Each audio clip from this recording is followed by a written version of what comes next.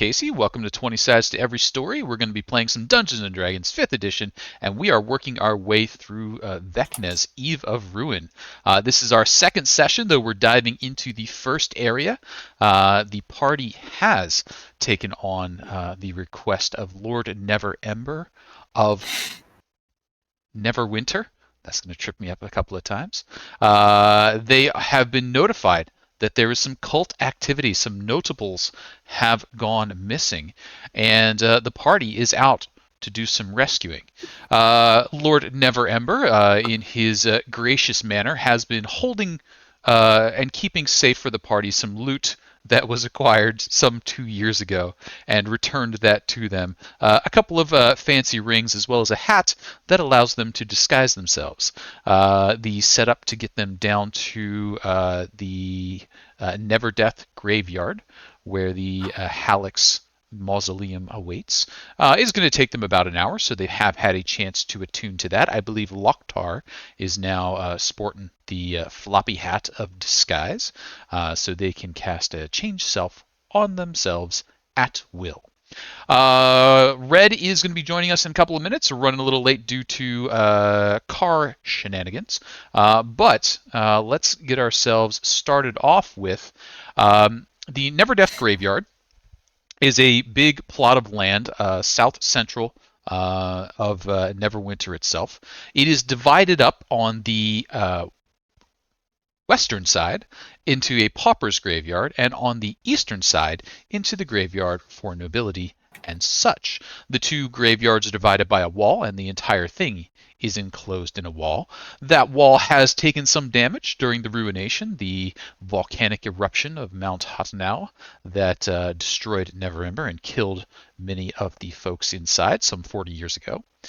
It was part of the defensive wall that was set up to keep out the orcs and other undesirables, and then that defensive wall was taken down. The city's wall is now mostly complete, and it lays between the hoity-toity section up on the hill and the chasm area that has been sealed over down below. The graveyard is pretty constantly filled with skeletons and zombies. Neverwinter seems to have a problem with necromancers constantly looking out for new homes and opportunities. Cultists making their way in there, and a little bit of an influence of the cracks of dusk, which may lead to the shadowy realms beyond. So, as the party makes their way in, they say hello to the Doom Guides that kind of keep things in check there.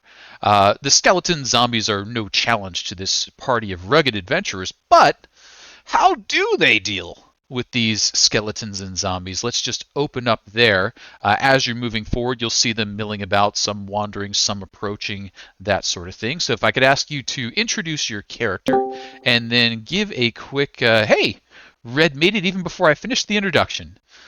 Sorry about that, boys. Hey, not a problem. So we're just talking about Never Death Graveyard as the party is rolling up on there. Skeletons, zombies, constantly milling about the area. You're heading to the Hallex Mausoleum, which is close to the dividing wall between the Pauper's Graveyard and the Noble section. How would each of your characters be dealing with the hassle of skeletons and zombies approaching? We'll go around the circle counterclockwise this time, which will start with Las-Dal. Las-Dal? Zombies and skeletons roaming about. They're not a super threat, but how do you keep them at bay? What is your play? I would be using Invisible and using Loktar as my guide and shield. Okay. So probably don't need to actually expend the invisibility yet. Just using Loktar as the blocker is fair enough. So let's skip down Duren as you're making the way through the graveyard. What is your defensive style or offensive style? I think I'm ready to chop some shit up. Chop some shit up. Okay, so zombies are coming. You're taking them down. Maybe. Yeah, I'm scarred from the last time we fought zombies. Emotionally or physically? Both. Some from column A, some from column B. Loktar of the Long Limbs and the Defense for Las-Dal, what are you up to? Speaking of being the shield for the invisible, I think depending, is it nighttime? He might be invisible himself because he has the blessing of Grankol, his god. And he's invisible to dark vision. Sure. So that would actually be a decent question. You were notified that this was going on towards afternoon. Would you want to have waited till the evening to have the cover of darkness for these sorts of things, or would you prefer to head there in the afternoon while there's still a bit of light left? I think he would head there directly, whether or not it was dark. But Okay. bonus for him if it was dark, but it might be worse for the others. So Okay. So Yeah. I think still early afternoon there. Telovere, you've scouted out the graveyard a number of times for your own reasons, but this time as you're making your way through skeleton zombies, how would Telovere be dealing with it at his now advanced level? I would either be, well, besides critiquing all of the undead that I came across for the quality of their reanimation and the actual physical like composition, like that skeleton's tibia is just god awful. Look at it; it's all eaten through. One good hit could take it down. Come on, guys, have some class. But for the most part, he would just generally try and keep things as low key as possible, expend as little energy trying to deal with them or avoid them if he could. Sounds fair. That'll bring us to Montgomery. Montgomery, I know you have a special feeling about undead. What are you up to? Every problem can be solved with Fireball. Could be solved with No, Fireball. I'm joking. No, he would save that. Yeah, he definitely doesn't like undead. He would probably stick to his cantrips, like either something that does radiant damage to get some extra boost on him, or the Toll the Dead, because he gets a couple dice there too. So, yeah, he would probably try and stay away as best he could, but he would definitely use his ranged attacks against them. Sure. And if you've got something with radiant damage, that will certainly make Duren's life a little bit easier to keep the zombies from popping back up each time they get knocked down. That'll bring us to Fortune. Fortune, what is your method of zombie and skeleton defense? I think Fortune's kind of a little bit more casual, trying to catch up with Telovere a bit. So every time he points out, like, oh, right there on this zombie, oh, that's very bad. One hit will take it out, and he just chucks a dagger at the zombie that he points at. Oh yeah, one hit took it out. You were absolutely correct. Very nice. Very nice. He's just throwing daggers. So it is an adventuring party. There is fighting certainly happening, but it seems fairly casual. Perhaps a bit surprising to the Doom guys are like, you guys are going to be okay, and then you're just like strolling through the graveyard like, oh, alrighty then. With that, the party does then reach the Hallex Mausoleum, and things should go black for you for a moment, and in the top right-hand corner of the map, you should hopefully be able to see a little light spot. Let me know if you are able to see it. Oh, yep. I can see it. Yep. All right, cool. That's going to be our starting map area. Just a moment as I get things caught back up for those following along at home. And you should all see your tokens. If you can give your tokens a quick wiggle. And just make sure that the tokens are obeying. All right, cool. And with that, let's come on back to my side of things over here. Let's open up a door and let you all inside. Now,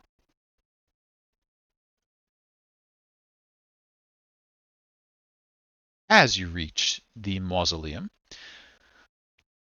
towering stone mausoleum of Neverdeath Graveyard cluster near the wall separating the main graveyard from the Pauper's Graveyard to the west. The Hallex Mausoleum is a squat, unassuming granite block in the shadow of larger monuments to the west and south.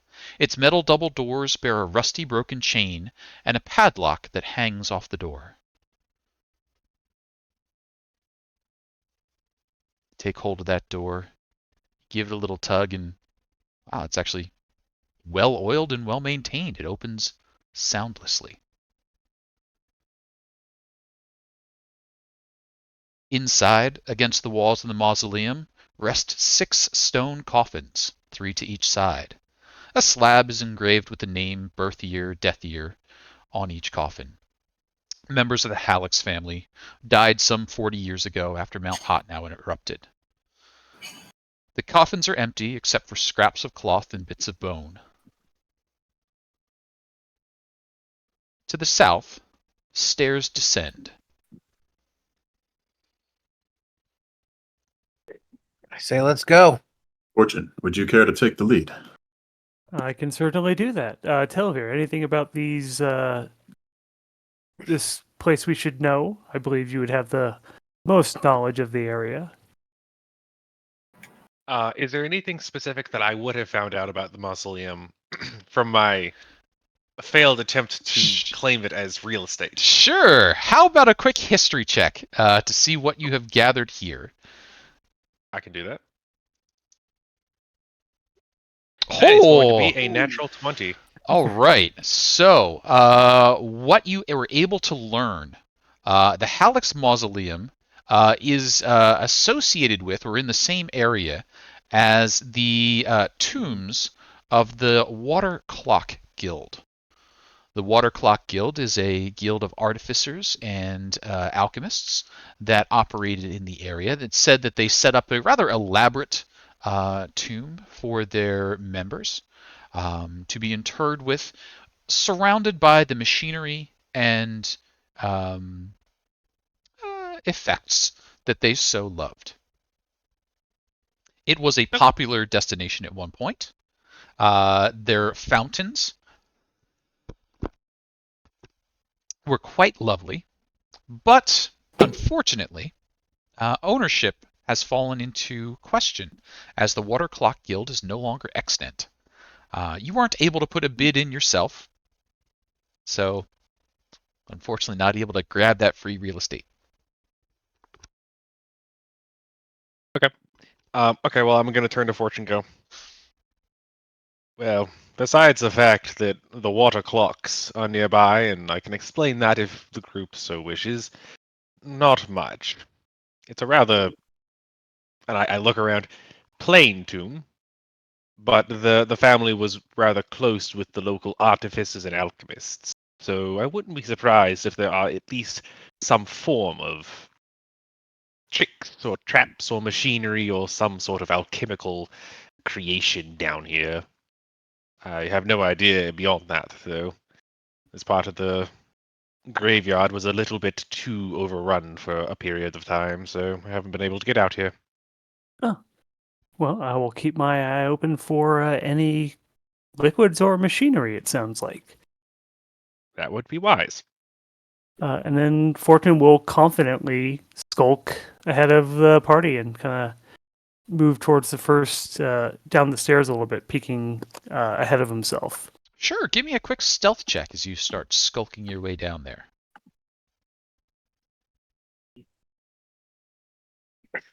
That's a pretty good skulk. 18. Let me ask you a quick question. What do you look like at the moment? What's your attire like? Oh, so he's wearing a new pair of studded leather that he grabbed kind of on the way back from the journey. But he still has his familiar black cloak with his ears popping out of the top as he kind of stays low to the ground. A few new scars and changes to his face from just the year or so of adventuring beyond the time during the watch. Sounds good. So as you are making your way down those stairs, kind of getting low and taking a look, trying to get a look into it before the things that would be down there can see you back, you notice that there's a group of wights milling about the place. They seem to be having a conversation in very low tones that you can't quite make out from where you're at right now. The room that you see down there is a large subterranean chamber. Stone coffins sitting on sturdy shelves, keeping them up off the floor. Part of the western wall looks to have collapsed, creating an opening into another chamber. Moving around, 5 pale, desiccated warriors wearing wicked-looking armor. About how long do we think it's been since we were at Never Embers? I would say you've probably been an hour to an hour and a half from there to here.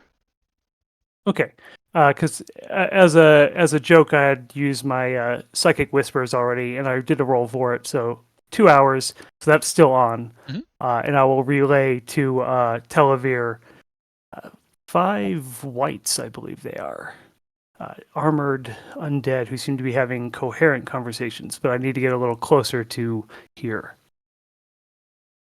And is it generally light down here, or is it kind of... It is dark. Okay. Apologize. As you tell me that... Mhm. Oh, go ahead, sorry.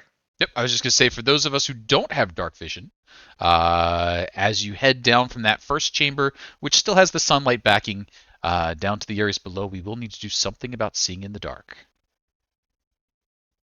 Lovely. And Fortune will go ahead and try to get a little bit closer, staying in the shadows here. I do have Skulker, so I can hide in light vision. Mhm. So kind of Okay. down at the base of the stairs. As he puts an ear to the ground, so to speak, trying to Sure. hear what they're talking about. You got to go ahead and give me a quick perception check.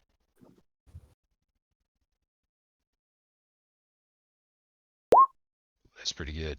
You get sort of like a, how much longer must we wait here? They're not paying us well enough for this. Patience, patience. They're mortal, they'll die quickly enough. Yes, but what will they leave behind? They look like paupers going through here. Those cloaks, those silly hats. It'll be something. And then I'll relate it to Telovere. It seems that our, well, I guess we already knew this, but got confirmation from their conversation that the four we're looking for have probably gone through here with an escort of some kind. They're being paid by someone, but they're complaining about that amount of pay. So I don't know if you can offer them more, Telovere. Telovere is gonna psychically whisper back. Can he do that with your ability, or is it one way only? No, it's both ways. It's walkie-talkie. He's gonna whisper back. Unfortunately, I don't have a lot in the way of liquid assets, so that's a little bit out of the question. Give me 2 months and I could free up some money, but not otherwise. If they're white, then it is interesting that they're mercenaries. They are more often seen senseless slaughter of the innocent and the living, I guess. I don't know. They're strong creatures. Do your best to avoid getting killed. I'd hate to kill you again. That seems to be a thing they like to do. Well, there's 5 of them in a smallish room. If you want to get everyone else ready here, we can just try and clear them out very quickly before they have a chance to alert anyone else. I'll do. I'll let the others know. And I'm going to turn to the others and go, all right. So, Darling Fortune down there has found 5 little ne'er-do-wells of a rather undead nature. I recommend that if we wish to continue, those of us that can take hits go in front. Those of us who like to not take hits go in the back. Needless to say, I will be in the back. If you gentlemen would like to go forward and have yourselves absolutely smacked by sharp swords, by all means. I, however, prefer not to be turned into chopped liver. Let us do the humane thing and end them quickly. And I'm going to give him a side eye of like, yes, humane into them. Absolutely. Shall we? All right, so I will say, based on the scouting that Fortune's provided, you can arrange yourselves into the order that you want at the top of the stairs, but the moment you hit those stairs, this group's probably going to make a little bit of noise unless something else takes care of that for them. So we'll go ahead and bring up the turn order, and I'll ask everybody to go ahead and click their tokens and roll themselves in. And once you see those rolls, I'll ask you who's opening up. Good.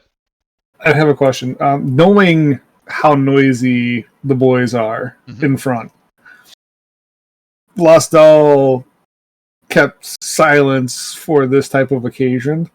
Sure. So would I be able to cast before they hit the stairs? As long as they're willing to wait for you. I'm casting like right in front of the stairs, so it hits the stairs, it encompasses the stairs and everything. So as soon as they start moving, I would cast silence. Okay. It lasts for 10 minutes while I'm concentrating on it. Not a problem. And so you are casting it on the stairs. So whereabouts would you say So you're going to be I would casting it at? So 20 I'd feet try to from. I'd try to hit it like somewhere around here, somewhere in the middle of the stairs, so it encompasses the entirety of the stairs there. You got it. I'll say this too. Fortune would have Psychic Whispers with 4 of the party members. Mhm. I don't know if anyone would have opted out, but definitely nice. Telovere, Duren, Las-Dal, and then I think between Loktar, probably Loktar since he normally goes stealthy up with me as well. And then Montgomery's usually in the far back with Telovere anyways. Sounds good. Oh, they beat us. You guys can Wow. have as much fun as you want. Wait, They won't hear a thing. I'm about to roll now. Sorry.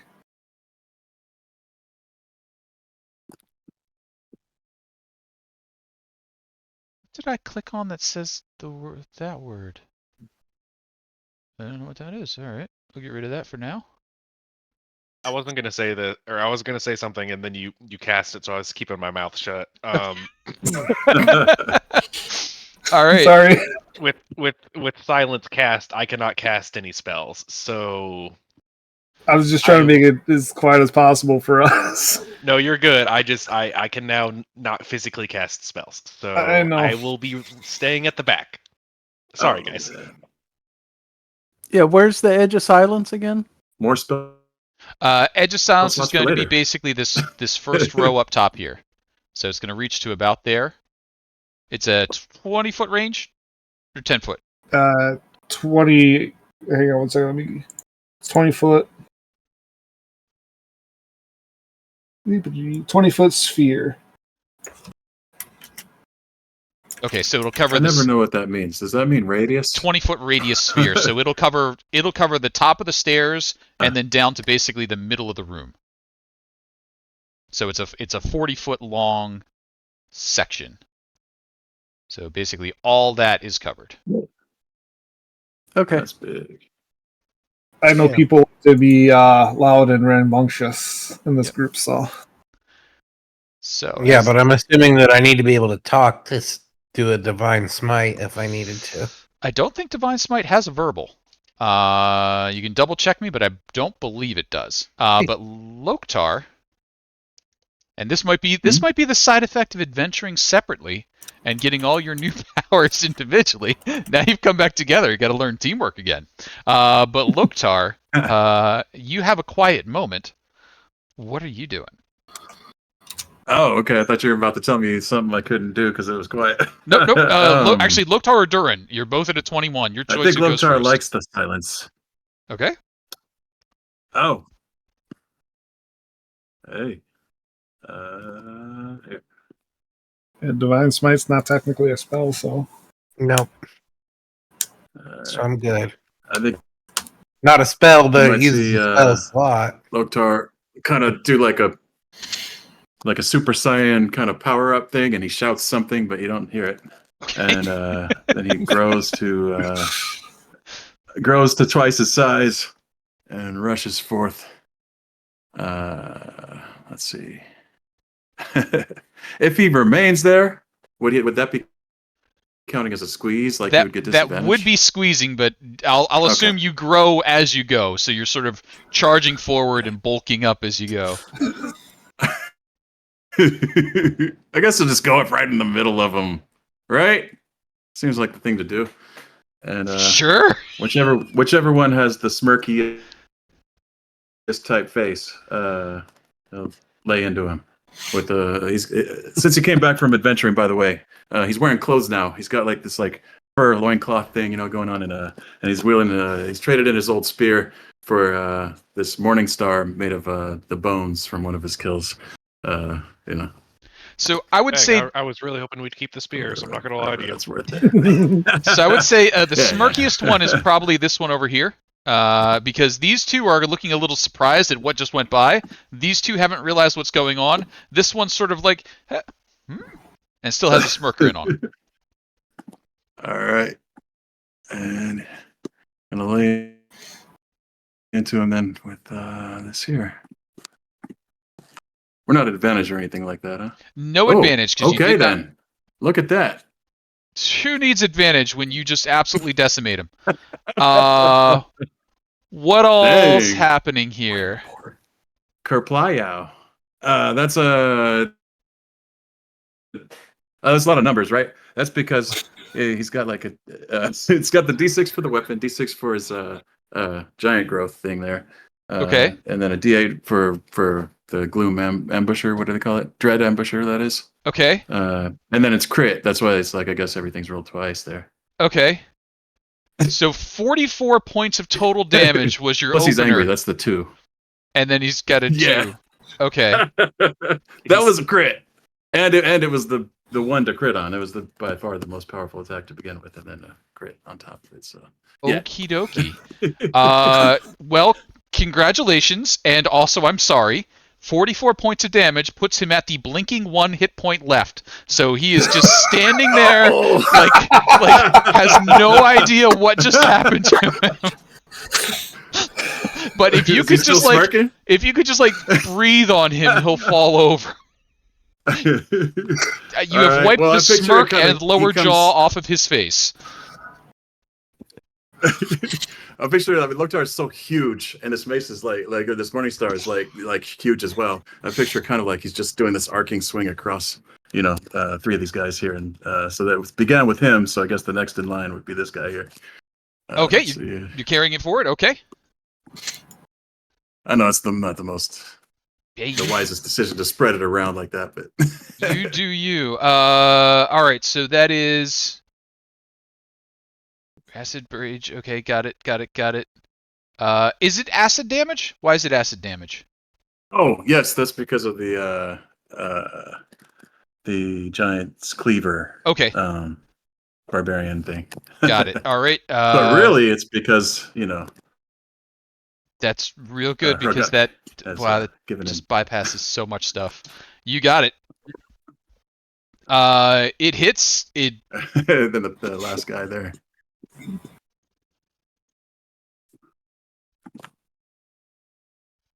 Oh, bad. Missed the last one. That will miss, and we do not have any rerolls in the pot at the moment. So, Loktar, anything else for you? Nay. All right. Duren, Loktar has run forward, gotten huge, just absolutely laid into these whites. What are you up to? I am going to move here. And Yep. I'm going to attack this one that's on top of me. Can do.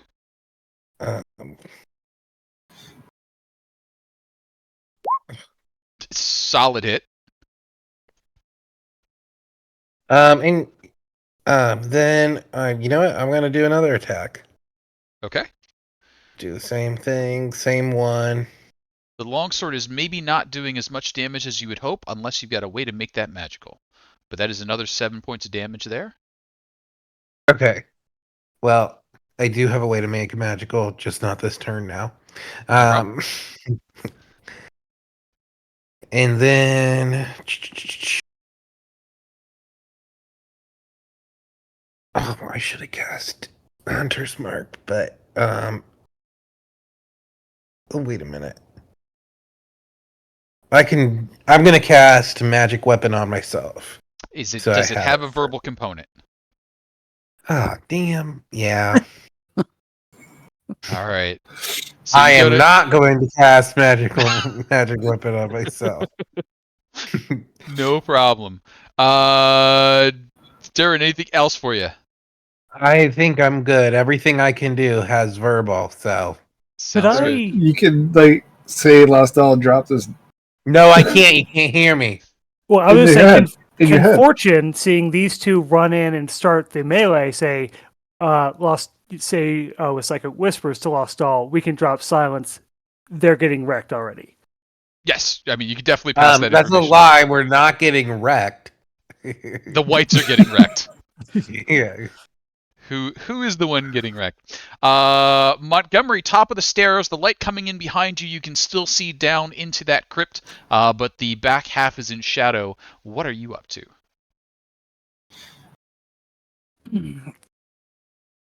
So this, I guess this guy right there, that's the one that got Yeah, he Lo- looks. He's a stiff wind could knock him down. I guess I will. Let's see what I want to use on him. I guess I'll hit him with a word. No. I'll use Toll the Dead on him. Okay, can do. That's going to be a wisdom saving throw. He gonna pass. Well, then he only takes 9.5 points then. Oh no, he's taking damage. Takes 6 points. I have Cantrip Blaster. Oh, well done. I thought I was getting away clean, but no. Even with his resistance, it still doesn't get below 1. White falls over. Told. Montgomery, anything else? Yeah, I'm gonna hold right there if that silence is still going on. You got it. Telovere. Okay. So I can see down into the crypt from where the stairs are with Montgomery, correct? If you step up to where Montgomery is, you can see into the crypt. You just can't see this back section here, like these back coffins. That's in darkness. Okay. But where everybody's standing is still in the light that's coming in from behind you. Okay, cool. Then I am going to step forward. Mm-hmm. And I really just want to go ahead and pop out the big guns, but I'm not going to do it yet. I am also going to cast Toll of the Dead on, let's say, this guy. Sure, can do. Wisdom saving throw. Wisdom. 7, not so good this time. Okay. Is he missing any hit points, or is He's that one not so far? Full hit points at the moment? He takes 9 damage. Necrotic seems like a bad choice, but it does do a bit. Well, I don't have a lot else to do, guys, so sorry. Was kind of assuming we'd be fighting cultists. No problem. That'll bring up our first white. First white is going to attack the big bugbear. He is missing some hit points from right now, so he's going to try and get those back. Life drain on the bugbear. 21 to hit. 8 points of necrotic damage coming at Loktar. Oh. Give me a DC 13 Constitution saving throw, please. Oh, failed. Oh no. Failed. Your maximum hit points are reduced by 8 until you get yourself rest. And then he follows up, swinging with both hands on his longsword. 16 to hit Loktar?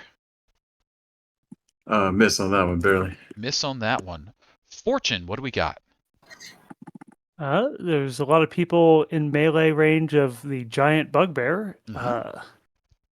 I think he's going to try it. Oh, he'll just aim at the closest one here, actually. I think trying to aim through the two of them will be a great idea. So he will aim at the one that got told with his daggers, which now when he's like actually trying to hide instead of being the kind of bright orange, blue, retro colors that they normally are, they're a little bit more dark and subdued, just for, not giving himself away all the time. Sure.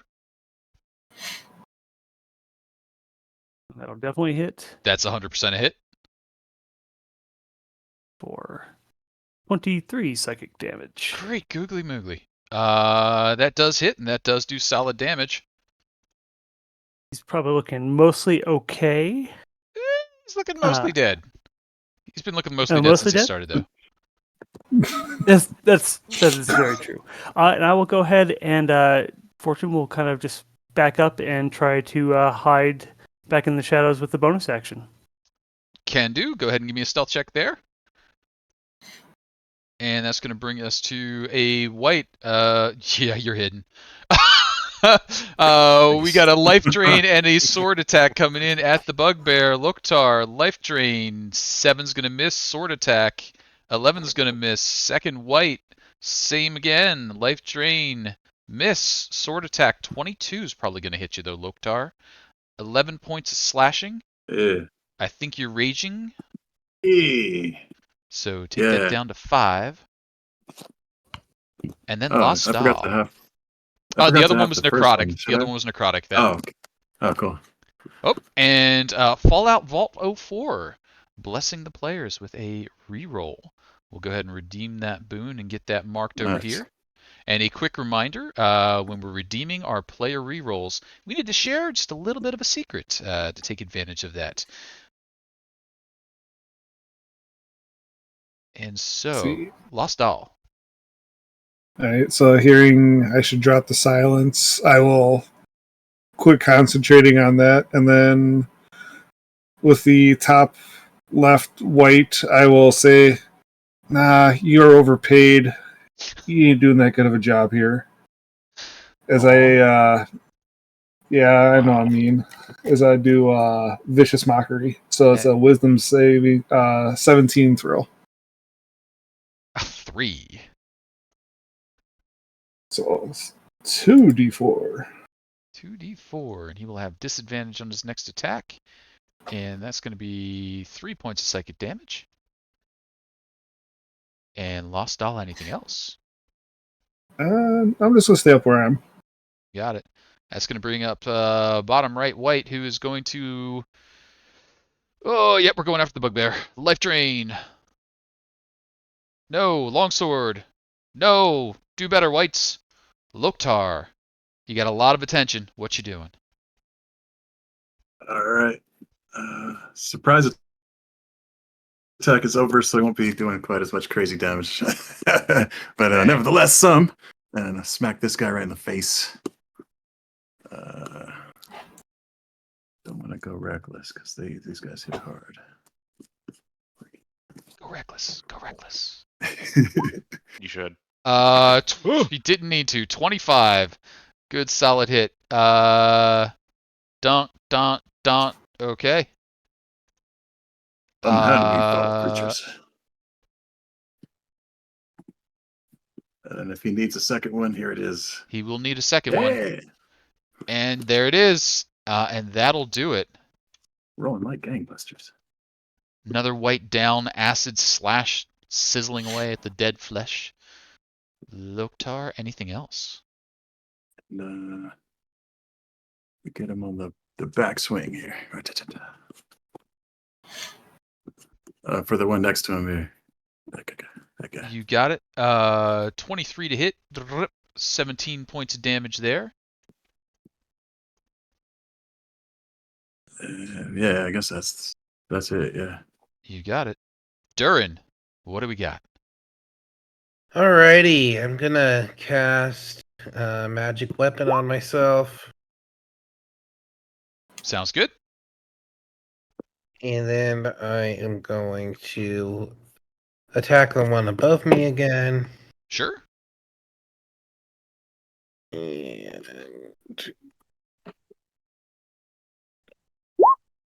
16's going to hit. Those 11 points of damage did much stronger. And then, has that got the +1 in it already? Magic weapon just gives you one more. Let's see. It says 1d20 plus 9. That's your attack roll. For your damage, I got 1d8 plus 5 at the moment. Okay, so let me see if it 1d8 plus 5. And so no, it does not have the +1 because my strength is 5. Got it. So I give you one more there, and so that's 12 there. It's still standing. Yeah. Do you have a second attack at this point? I sure do. Alrighty. Oh, Loktar? And I have something that I just remembered something that I think we all forgot, but ranged attacks within 10 feet of Loktar kind of all curve and hit him. Oh, are you... Wait, are you attuned to it? Yeah. Yeah, I forgot to mention that. All right, I mean, we talked about it previously, but we didn't mention it today. Oh no! I just remembered. I'm sorry. I should have remembered sooner. I know it's okay. Loktar. Totally okay. So I think the only thing that might be of an arranged weapon attack is the daggers, the psychic daggers. Can you double check? And I remember those did some good damage, didn't they? Can you double check for the psychic if that's a ranged weapon attack? We'll ignore it for now, but we'll check that in a little bit. Everything else was mage sets there. But Just wanted to be Duren, an honest Abe. I forgot Yeah, earlier. so Sorry. I'm going to attack again, and then we will get out of here. sounds good. Yeah, I don't know why. That's supposedly the damage from my magic weapon. Okay, I got it. It's just one, so that's fine. That's what I thought. Okay. And then, so with 8 damage, I'm going to also do a Divine Smite. Okay. They are very much undead, so take your extra die on that one. So they get an extra 8 points of damage. Wait, I get more than one? Yep. So they're Oh, that's undead, right, undead. so you get one more Yep. D8. Well, it wasn't worth it. He looks Any damage is worth it. And- very damaged, but he can maybe take one more hit. Well, I don't have anything else, so that's going to be it for me. You got it. Montgomery, what do we got up there? So which one was Duren just attacking? The one above me. Top right. All right. The silence is gone, right? Silence is Yes. gone. All right. Yep. I'll shift 5 feet there, and I'll hit that one with I guess I'll hit it with Sacred Flame. Let's see what that does to it. Oh, sure. Yeah, Force not a dex- ranged attack. It is No. not. Dexy check. It's not. Yep. Pair of 7s, it's going to hit. 6 points of radiant damage. It does not like it, but it leaves it with the 1 blinking hit point. Anything else, Montgomery? That is it. Did it roll? Yeah, it rolled 2 dice. Yeah, that'll be it. You got it. Telovere. Okay. Let's think. I have polled the party in the Mhm. chat because I was curious to see what they would think, and we're gonna go ahead and do it. Okay. So I am going to cast at 5th level summon Shadow Spawn. Okay. So that is going to call forth a shadowy spirit, with an AC of 16, Okay. 65 health, and then I'm going to pick the Despair form. Okie dokie. So I'm not sure how you want to put him on the board, but I have cast him. So we're gonna drag this over here. Put him down. We're gonna click over here. And so there's a shadow spirit there. Do you have a shadow spirit thing to roll from your attacks and that sort of stuff? I don't have it on D&D Beyond, but it does look like I have it in the roll 20, which I will test with your permission. Sure. Hang on one second. And let me just hit edit here. Let me give all players save. You should see a shadow spirit in the character log in roll 20. Yep. And See, I'm going to correct the health real fast just so Yep. it's ready. And then you should have control over that token because you just did a thing. Here's hoping. We will have it go on your initiative for convenience sake now. I think it probably rolls its own initiative or otherwise, but for the moment, what would you like it to do? Actually, it takes its turn right after mine, so Okay, cool. we're good on that anyway. And I'm going to have it march up to this one right here, and I'm going to make 2 attacks at it. So for this, we're gonna see, because I have to. There's a lot of math in this. Okay, so my spell attack modifier, it's going to be a +7, so I'm just going to roll 2 d20s. Okay. Well, roll 1 and then roll the other, and then we'll just add 7 to it. That's a nat 1! Fumblerooski. Re-roll. That is a 15, so that makes that a 22 to hit. Okay.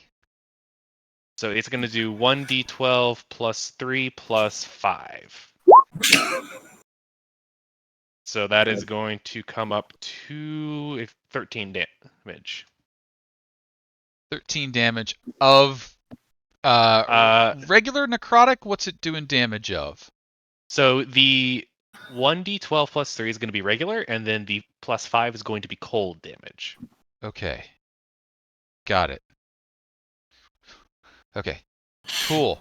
It had 1 hit point left, so that didn't matter at all. But Okay, cool. well, as long as it wasn't poison, you were fine. So you have taken out one of the wights with your own shadowy spawn. Interesting thing you have brought forth there. Anything else? No, I'm going to stand right where I am and just kind of look down and be very smug as I cast my little minion about. All right. So the wights are going for attrition here. We're going for Loktar again. Loktar, we got a life drain. We got a longsword two-handed, and 19 for the longsword. That'll hit. 7 points of damage for you there. That'll bring us to Fortune.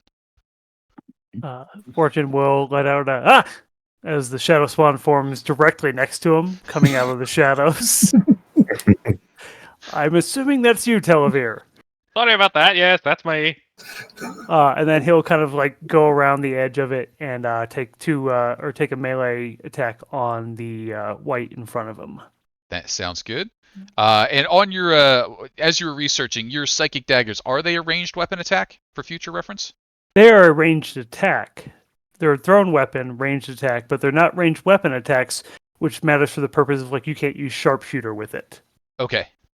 So I don't know how that applies specifically to the shield though. Wait, why can't you use sharpshooter? Because it has to be a ranged weapon. Oh. Okay. Sharing the shield in case it's useful. I might be fine. I'm not It says- 100% confident though. Ranged weapon attacks. I was about to say, if you're throwing them, they are technically considered ranged weapons. I Okay. believe. Yeah, so I will say in the future, those daggers, if flying, will want to hit Loktar. Something saved him this most recent time. But go ahead and give a stabby to that white. 27's a good stab. Yep. For another 23 is a 23 seconds. lot of damage. That is a gone white. Fortune, anything else? Fortune will go ahead and he's just gonna do his off. No, he can't throw it. He's Throw it! he's Do just it! gonna go Do it! Catch Loktar! He's just gonna go hiding again and kind of like maybe position himself to peek around the corner here when we have Sounds a good. moment. That's gonna bring us to Las-Dal. Las-Dal. Las-Dal's going to move down the stairs so he can get a visual on the last white. Yep. See, our wizard brings better undead and scary things to the fight than your boss does. You might as well just pack it in. Another vicious mockery there. You got it. Wisdom saving throw incoming. A 17 is maybe the number I need. It is a 17. All right, so no damage that time. No damage. That'll bring us to the white. Any bonus action or movement there? Loktar's looking a little rough there, so I'm gonna hit him with a bardic inspiration. So a D10 off to the side for you there, Loktar. All right, Oh, Loktar has a nice. bardic inspiration as 2 attacks come at Loktar. Drain life. 13's gonna miss. Long sword. 11's gonna miss, and then Loktar's probably gonna wrap this one up for us. Loktar, what are we doing? Pound him into paste. Let's see. That's the plan anyway. Let's see. Oh,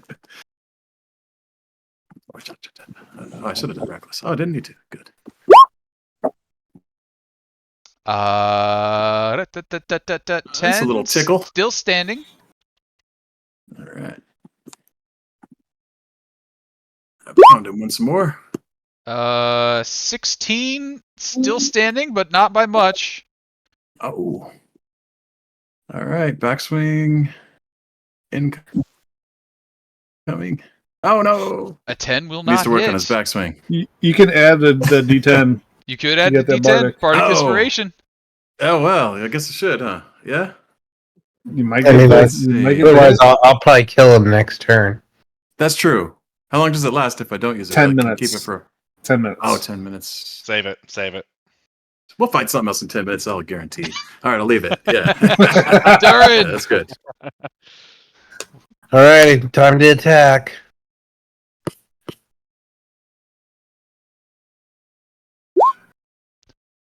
14 Does will 14 hit? 12 is way more than you needed. 13's even better. That'll take out that white. And with that, we will drop out of turn order for the moment. Fortune, you have dark vision, so you're able to see into the next room. And others who have dark vision that have come down to your west, there's an uneven chamber. Roots are protruding through cracks in the ceiling of this chamber. A stone stairway in the southeast corner has collapsed. Nearby walls have crumbled. 3 doors to the north are shut, and the middle door bears a new padlock on it. On the west-hand side, stairs lead up to a small balcony, maybe 5 foot above the room, and you can see a passage has been opened to the south side. The room you're currently in, though, with the whites on the bodies, has 6 coffins within it. Those coffins are currently closed. Fortune, I apologize for my lack of tactical awareness.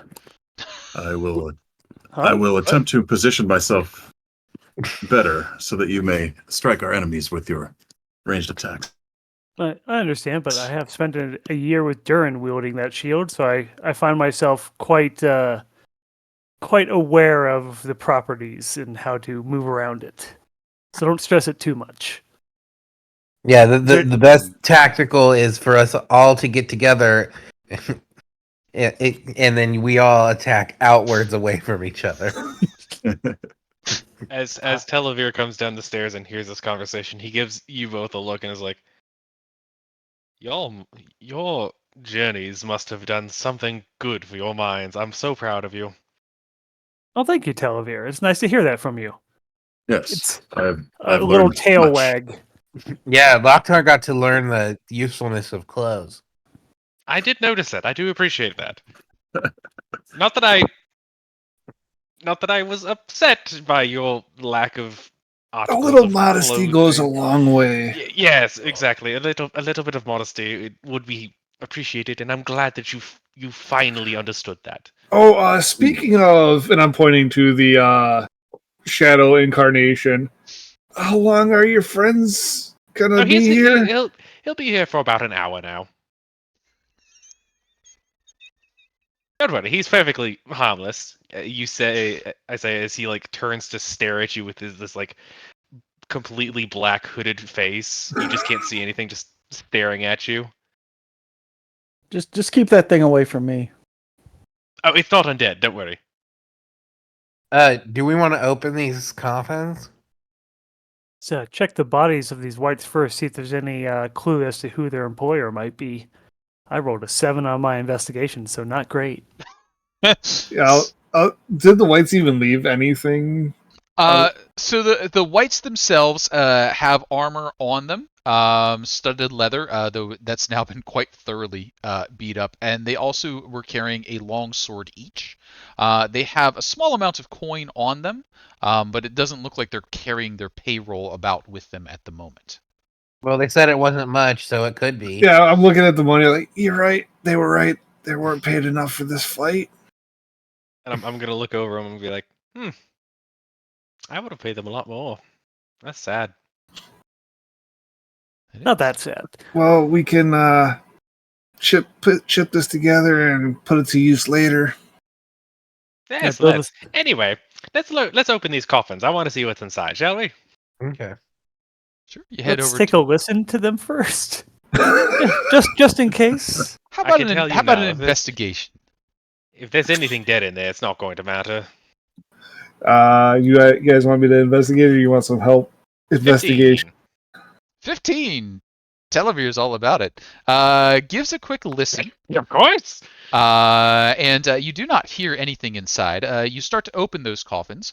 One contains 4 woolen cloaks and 2 wide-brimmed hats. The cloaks are the sort that you would wear to keep weather off. The hats are the same way. And those of you who work in the clandestine portions of Neverwinter know they're extremely popular for walking around and being somewhat anonymous while wearing them. Sort of a cultural faux pas to try and see under someone's hat when they've got the brim down. Along with the cloaks, there is also a potion.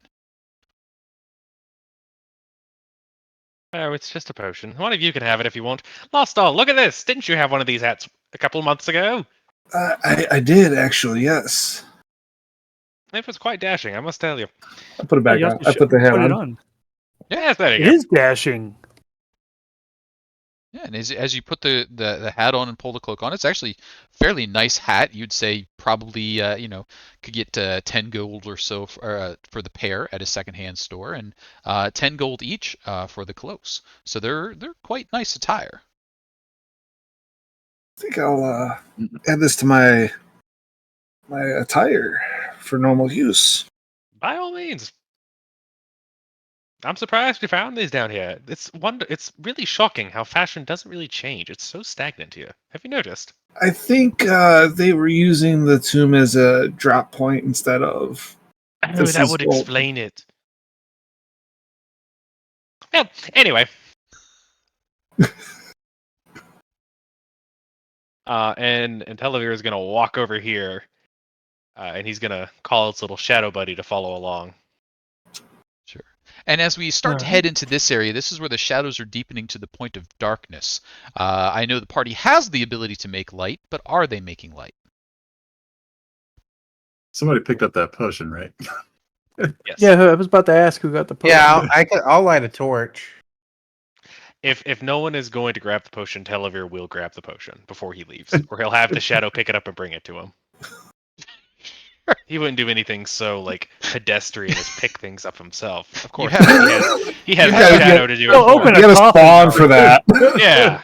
I have party members who will open the coffins and shadows who will bring me things. I don't need to do anything. Sounds good. So I I'm think gonna- I heard Noble.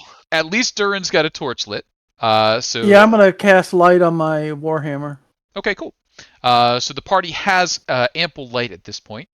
For the rest, as they start to come up and approach that, you can see that the wall here is definitely broken down. It is enlarged at least. There might have been a doorway here before, but now it's kind of fallen down in ruin. Just around to the left, so southeast corner there was probably stairs up to another mausoleum at some point, but those have completely collapsed in. The far side, there's a little stair step up to like a 5-foot high platform. Maybe something was giving speeches or things from there, or during receptions, that sort of stuff. And then behind them, there's a door. The door has a big eye painted on it. On the north side of the room, there are 3 doors. The center one has a fresh chain and padlock on it. And then Fortune will kind of slink around the corner, trying to get out of the light here as he peers around the room for any signs of activity, while eyeing the fresh padlock as a small challenge. So as they go forward, I'm gonna cast guidance on myself. Sure.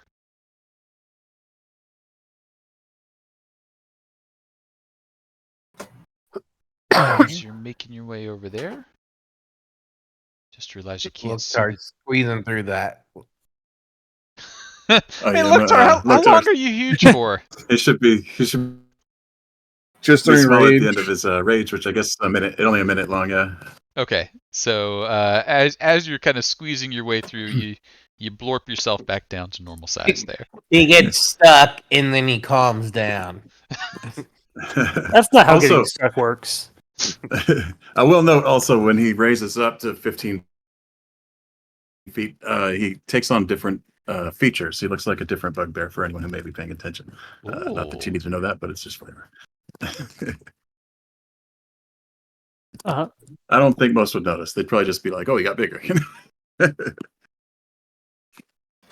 I'm gonna go take a look and listen at these doors here real quick. Do you mind if I roll some perceptions to kind of just Just go give me one. go Give me by one the? perception. Just we'll give it spread it across the 3. 12. Pretty average. I'll go ahead and no, okay, I'll stick with that actually. Okay. Northwest, northeast, no sound from inside there. Due north, you do hear a little bit of noise. It could be sobbing. Oh, there might be someone trapped there or someone crying. Do undead cry? Oh. Can I roll an Everything Arcana cry- to see if I've heard of any undead that would cry like that? You can roll an Arcana. Okay. There's a reason I'm doing this, boys. Don't worry. Wait, Montgomery, who did you 15. cast guidance on? Yourself? Yeah, myself. So with the 15, yes, you've definitely heard of undead that weep. The most common are normally at Riverside, Ban City, and so on.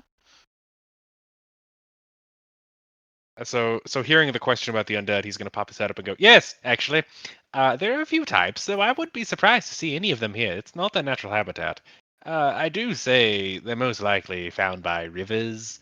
They're the types of little creatures that like to drown random villagers passing by. Not that I see much of a problem with that if they're being nosy, after all." Well, please keep your drownings to yourself. Should I go I ahead and never- open this door? I've never drowned anyone. Too gauche. I That's have a other people drown little. for me. That's a little close to home. Come on. Oh, I'm sorry. Sorry. I apologize. While they're up there, I'm gonna cast invisibility on myself, and I'm gonna keep an eye down here, make sure nobody's coming up. Sure. Now, I'm going to say, as you're sort of moving in that direction, and you can hear him talking about rivers and it being a little too on point, you just hear the sound of like water dripping and then splashing. And the closer you get to that way down there, you hear more and more water. And by the time that you get down to that area and you can see into the next room, there is water everywhere, and some of it is moving. Ooh, you're friends. And Oh, no, mentally, oh great. Yeah, I'm not. We're staying away from them. So yeah, you just sort of like cross and you look, and that room has a massive number of copper and bronze pipes crisscrossing the ceiling, many of which seem to have been either cracked or broken or have sprinklers. It was probably at one point some sort of a majestic fountain, but at the moment there's just water spraying all over the place, an enormous pool of water down below. Some of the water is falling, and then some of the water seems to be floating back up and then falling down again. The forms of it, something that you are all familiar with. Water weirds and elementals at play.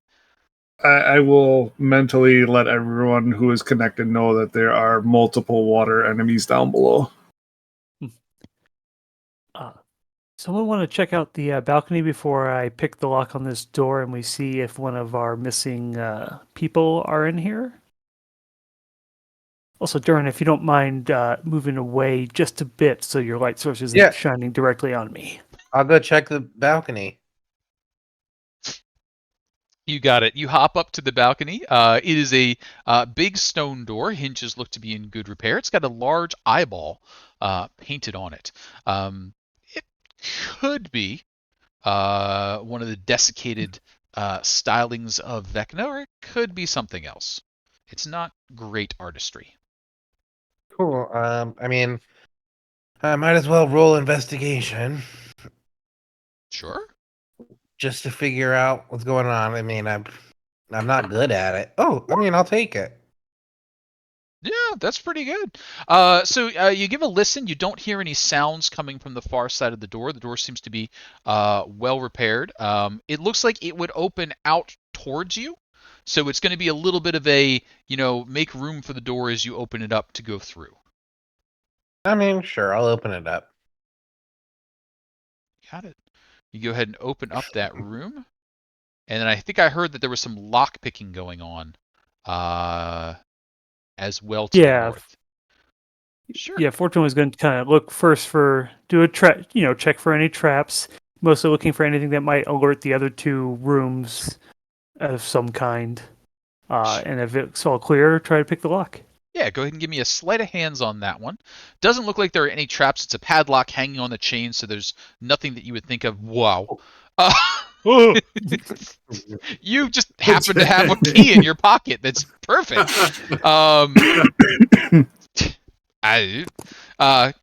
It's open. No This one has problem. a push button start. Yeah. Wow, I I just touched it and it opened. I was hoping to be a little bit tougher of a lock than that, but it's I not. thought it was locked. I'll but I I'll looked and pocket it was the lock. already unlocked. Yeah. You've got yourself a reasonable for anyone except you at least secure padlock. Duren, as you open the door, what you see is a set of stairs descending to a small room. Each of the room in the room, those little circles that are on the map there are a leather trace hanging down from the ceiling with a bell on it. So there are 4 bells in that room. On the north side, you can see that there's a little hammer or a little thing to hit the bells with.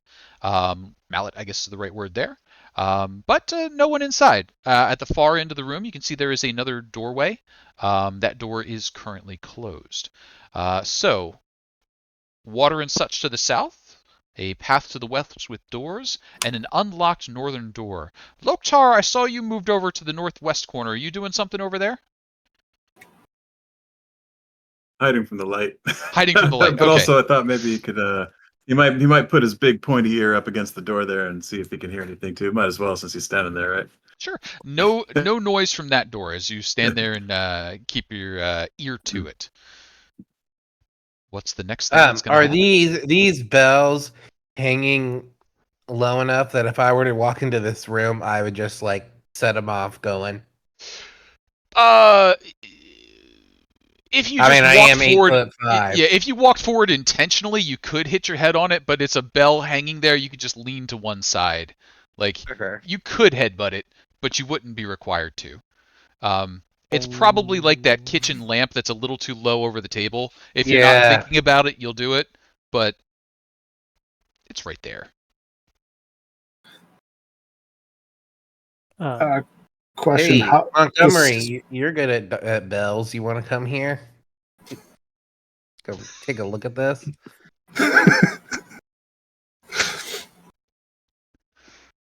Did you You're good say at that out? bells. Did you say that out loud? I did. You're good at bells. Wait, did you practice music when you were in? No, he Montgomery? carries a bell as his. Oh, that's right. That's my Yeah. Look at arcane Montgomery focus. go. It took I'm me a so second to sorry. get it too, and then when it did, I was like, "Oh, that's good." I'm not. I feel like that's somewhat discriminatory, and that's coming from me, friend. I don't know. I do still hear crying from the room in the middle, right? Yes, a soft sob, but nothing really loud's happened to disturb that at this point. Okay. How tall are these ceilings? Ceilings in the room are about 15 feet. Ceilings in the hallways are about 10. Okay. So what is it with these bells? What am I looking at? Sure. So you walk over and you can see a descending set of stairs. You see leather traces hung from above, and then a good-sized bell sitting there. On the northern side of the room, you can see there's a little spot where there's a little mallet. So, I mean, it looks very obvious that you would hit the bells. If you want to go ahead and give me gotcha. a religion check, you might figure out a little bit more about them. Yeah, I'll give that a try. That's a pretty good religion check. So these are set to ring at different tones. So if you were to strike one based on the shape of the bell and so on, they would generate a different tone. You can see that the ones in the center have been struck much less recently than the ones on the outside. The ones in the center are a little bit more ornate. They probably ring at a little bit of a lower tone. But beyond that, not a lot here aside from some significance to the bells being struck. Yep, it's obvious these are meant to be struck by that mallet hanging on the wall, but its exact purpose I'm not sure. And it seems like the outer bells are used more than the two inner bells. Hmm. I'll kind of reach out to Duren. Before we go any further in anywhere, can we check out these the northern, at least Yeah, the let's northern go middle for where it. I hear some crying? I'm just Sure, trying to open the kind of door. call everyone back just in case, and then I'm he'll like try to slowly open the door and peek in Yeah. as much as he can. I'll stay here for now so that you can go in without my light shining in. You want me to let it shine? Let it shine. Let it shine. Let it shine, let it shine. Taste the light of mine. So, Right. I'm gonna let it shine. Oh, who's that? that's a person. Oh wow, really? Yeah. So this old crypt holds a single open coffin containing a few tattered blankets and a poof of wild black hair that sprouts from the end of one of those blankets. Uh, Hmm. Telovere, do most undead have hair? Well, some do. It's entirely dependent on the type and brand. It kind of depends. Sometimes the undead have some, sometimes they don't. It depends on if it's a skeleton or not, a zombie. Could be something like a dampier. I don't know. Anyway, hello down there. Hello? Oh, Who are you? Uh, um, uh, hello, hello. It's not my time yet. It isn't. I haven't seen it. It's not time. Uh, I'm not actually I've, sure what time it is, I've but days I'm at sure you least. can't own. You can't own time. Oh, Could you come no, out? I can't. What? Um, This undead speaks. Yeah, some of them do. It's fine. and you see her kind of untwisting her blanket, and emerging from those blankets is a woman. She is not quite as put together as will be shown in this particular image, but she Hmm. is well attired, nice outfit, big sleeves as is the set. No scroll, no cool potion at her hip. Seems like somebody has removed some of her things. Her little crown thing, as pictured, not there, and so her hair is completely untamed at the moment. Woof, all over this place, being wrapped up like a burrito in a blanket. Will do that to you. I'm Sir Shella. Uh, I I was expecting good fortune today, so not being sacrificed, but I'm right you. here. Oh, well, that's a more direct interpretation of prophecy than is normally given. But well, I suppose Oh, sorry, that's my name is Fortune. yes, and Yes, she I got that. knew I It's would okay. have good fortune coming, so that's a little more on the nose than usual. Um, You also have Lotar. Thank you. Apologies for these two. We like to refer to them as. Never mind. Anyway, the name's Telovere. You're not an undead, I assume. no, no, no. Last. I'm a teller of fortunes, an explorer of the outer planes, a Oh, the Outer prognosticator. Plains. Yes. Oh, I love those. I love those places. Never been myself, but I've read all about them. Here, you want to come on out? We're not going to hurt you. Oh, Unless you try and hurt us first, and then we'll probably try and kill you, but it's fine. yes. And you We can will do more than try. hear that Okay, she's kind of Lockdad, you're not helping. bumping around a little bit, and some of you can see her better than she can see. Eventually, she gets down to the lit areas, um, and as she emerges, you don't look cultish. Um, you're here How Thank to would you. how would you rescue us. how would you know? Well, yes, technically, but how would you know that we're not cultists? The robes. I mean, he has the hat.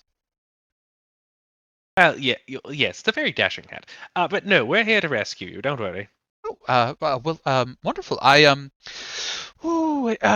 I was entirely myself, I could likely see my way out from here. But due to complications, I am without my normal repertoire of spells. So if you would be kind enough to see me to the edge of the Never Death, that would be just wonderful. Unfortunately, we can't go anywhere with you yet. We still have more people to find in here, but I can point you towards the exit if you'd like. Oh, no. You see, What of our due to reward? Oh. Not yet, Loktar. I'd be happy to read your future. That would be lovely, peer actually. into the ether for you. As soon as I get my powers back, everything's a bit scattered at the moment. Conversing with the elder Oh, yes, gods will do that to you. Oh, Are yes, you I know all guys? about that. Are you guys for real? You're not going to escort her out of here? I'll escort you if Well, no one else hold will. hold on, Montgomery. She said to the edge of the graveyard. I don't think we have the time for that if we're going to go save the other three. Yeah, and Well, she we can't just use saved. any of her powers. Yeah, we don't want to drag her deeper into this. We don't I know what mean- we're going I'm not into. saying we drag her deeper into it. I'm just saying that I don't think we necessarily have the time to go all the way back and then come all the way back unless you'd like to go yourself. And I don't think that'd be very advised. How far of a journey to the edge of the cemetery is it from here? Oh, Is you it could like a 10-minute walk? you could probably you run it in 5, walk it in 10. Oh, I have an idea. Hmm. Are you at all adverse to dark places or things? Not until just recently. Well, I hate to prolong your suffering, but if you want to go ahead and make your way out to the graveyard's edge, I'll have my little minion here escort you. Should be plenty of time. You can take your time. It's a nice leisurely place. Just don't take more than like 50 minutes. You're little, and she sort of looks around, and I'm assuming it's sort of like looming up. Remind me, Yes. what does it? Is it a puddle of shadow? Is it a big thing with a hood? It's if you've played Baldur's Gate Uh-huh. and you've seen the shadows in Act 2, Okay. it's somewhat like that, except it's got the cloak over it like an Nazgul. Okay. And the sword, I guess. Okay. I'm going to say she looks over at that and she like triple takes at it. It's already no.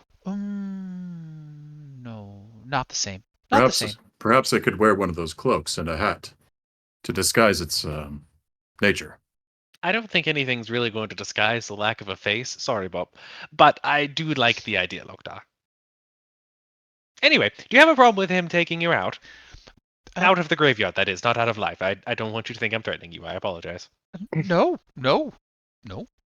Should be fine. Once I mean, this she creature just has got left your view, will kidnapped. it not devour her? Yeah, Oh, no. I feel like we just found her after because she's one of our kidnapped people. Yeah. That we're looking definitely. for. I I'm feel like assuming so. she should stay with us. She's also a sorcerer. I mean, I know she said she can't use her powers, which honestly, she's a wild magic sorcerer, so kind of thank God, because that's a little chaotic. But I feel like I would rather, keep her with us than just send her out into the city.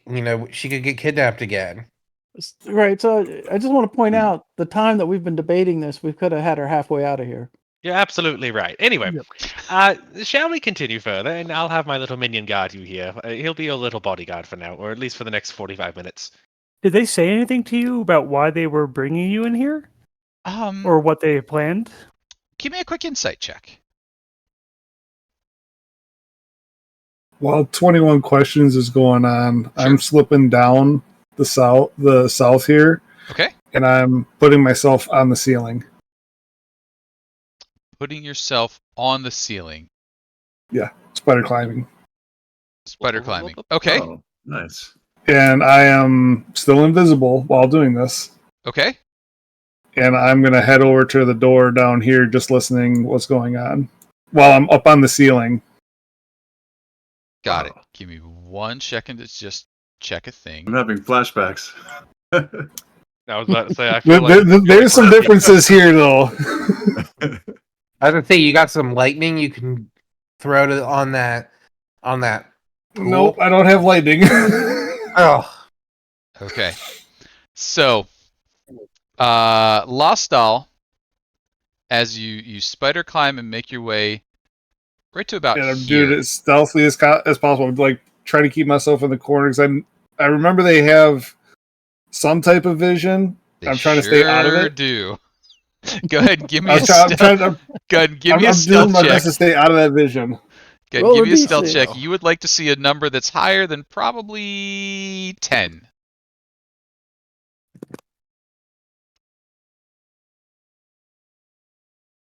Since I am invisible. Suspenseful moment right here. I was about to say, are we about to witness? Hey. All right. Hey, there All we go. right. Wow, good stealth. You make your way over, kind of hanging out at that point.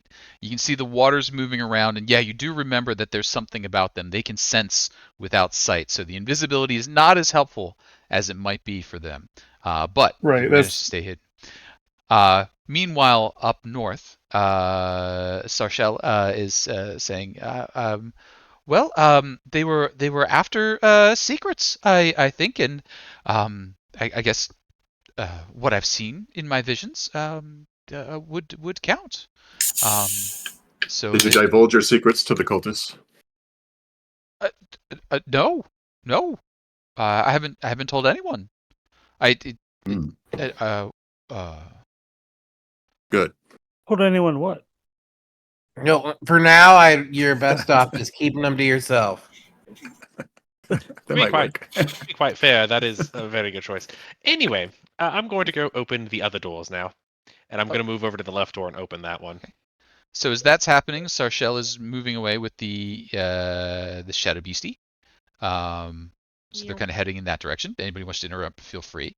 Opening that door, we'll resolve that one up here. It's a little less likely to cause watery death.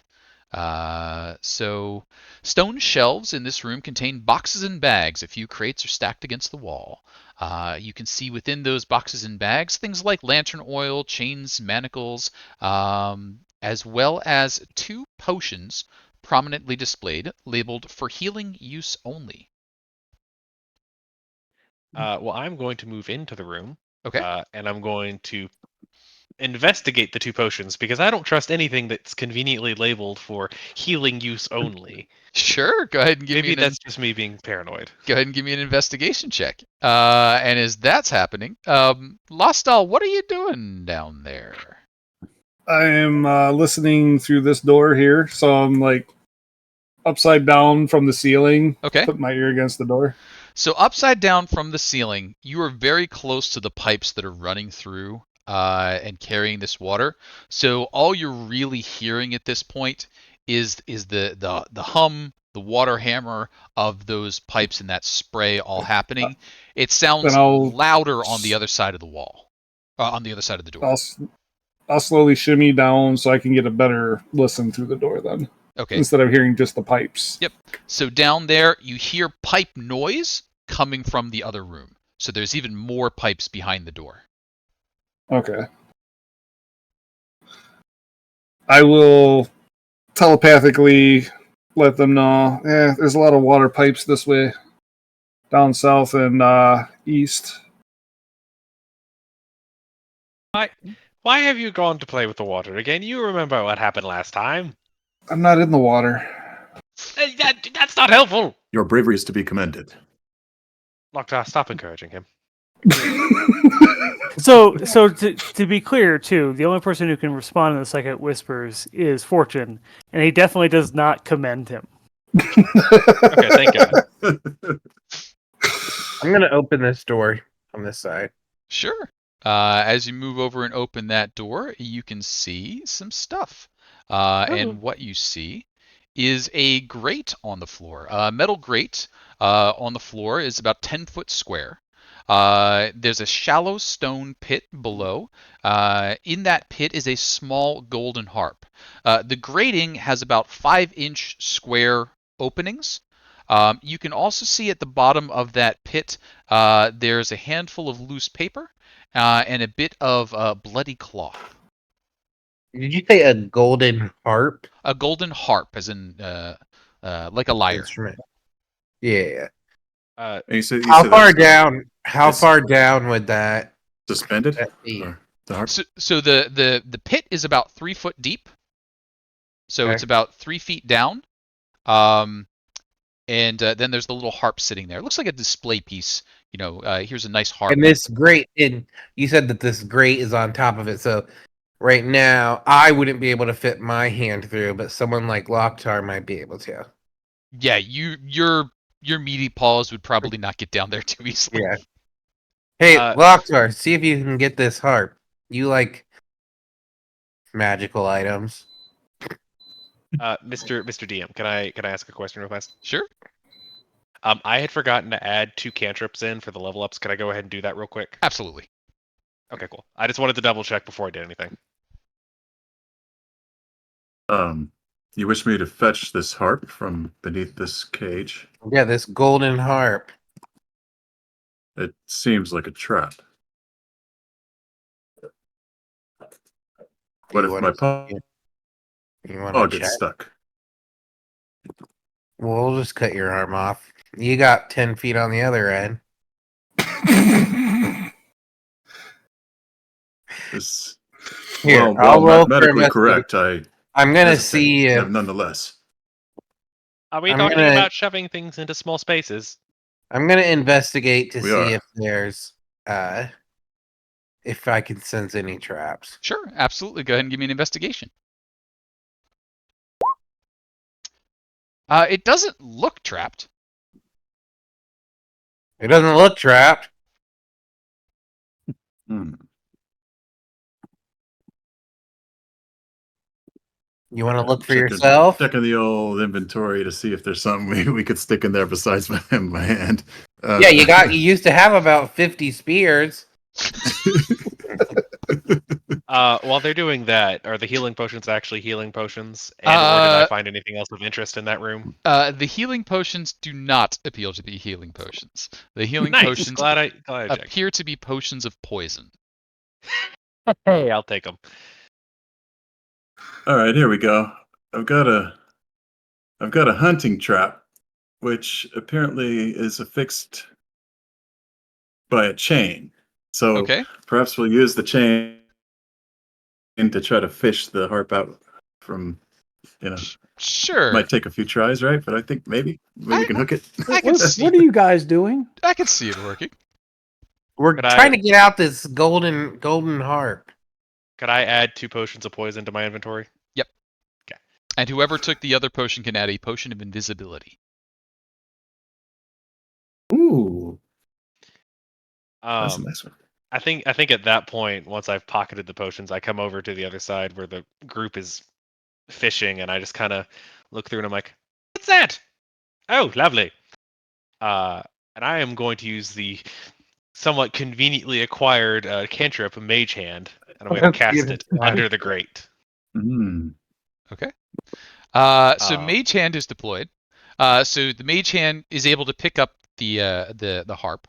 And the harp is a miniature harp. It's a tiny thing, but it's just about 5 inches in most directions you try and twist it. And as you're looking at it, it looks a little puzzly. Like it might take some clever manipulation in order to get it out of there.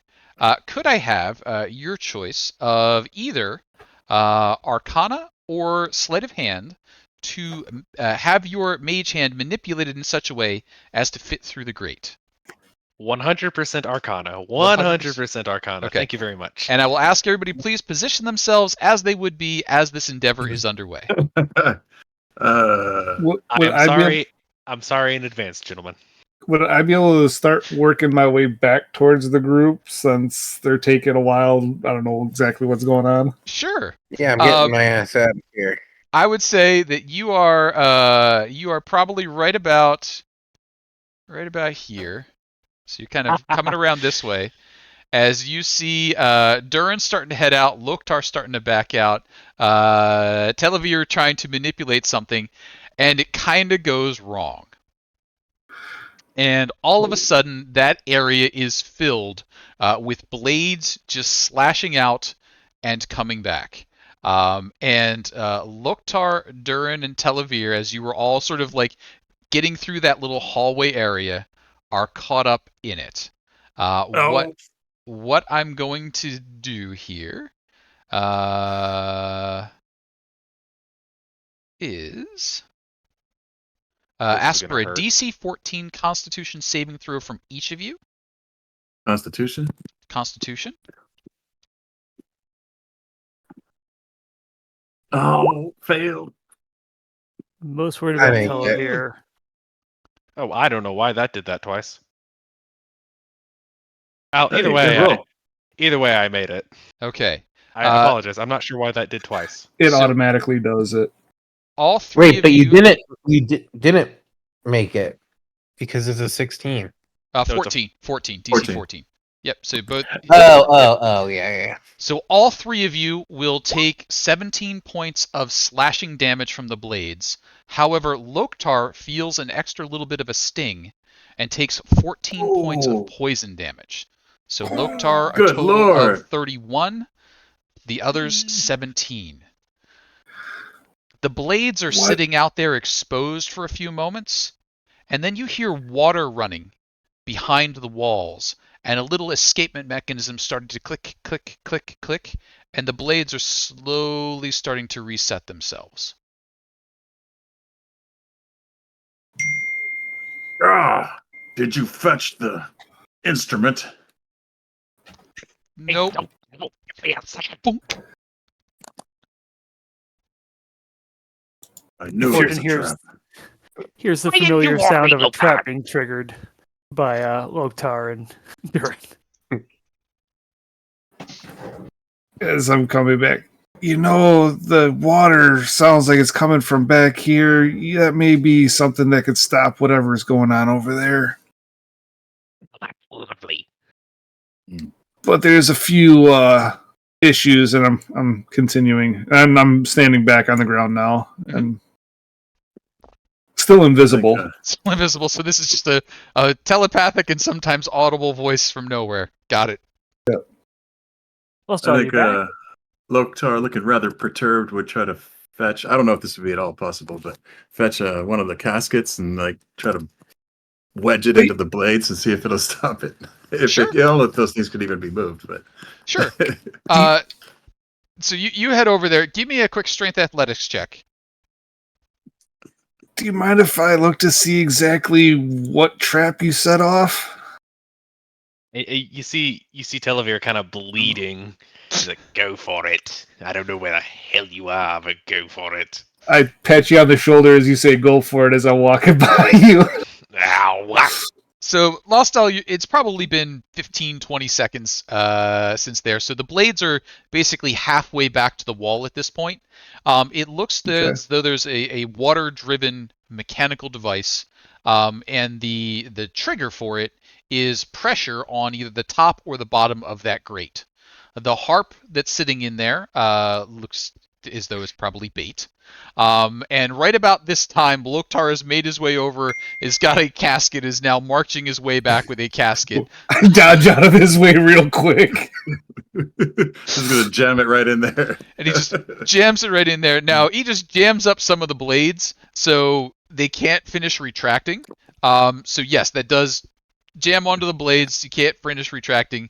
There's still a big steel grate, a big iron grate between you and the bait harp. But the blades can no longer come back out at you. Taking a look, does this look like it's a real instrument or just something pretty to sucker fools in? I am the fool. It could probably play, but it would probably be one of like the sounds that you would hear from like a little decorative item, like it'd be a little plink plink plink, like a music box kind of noise, not a So it's strumming of a harp. nothing that would be of interest to someone of my abilities. As a novelty, maybe you could play it Okay. like like a famous person could be like playing the mouth harp. Like you can make it make noise, but it's not an instrument. No insult to a mouth harp, though.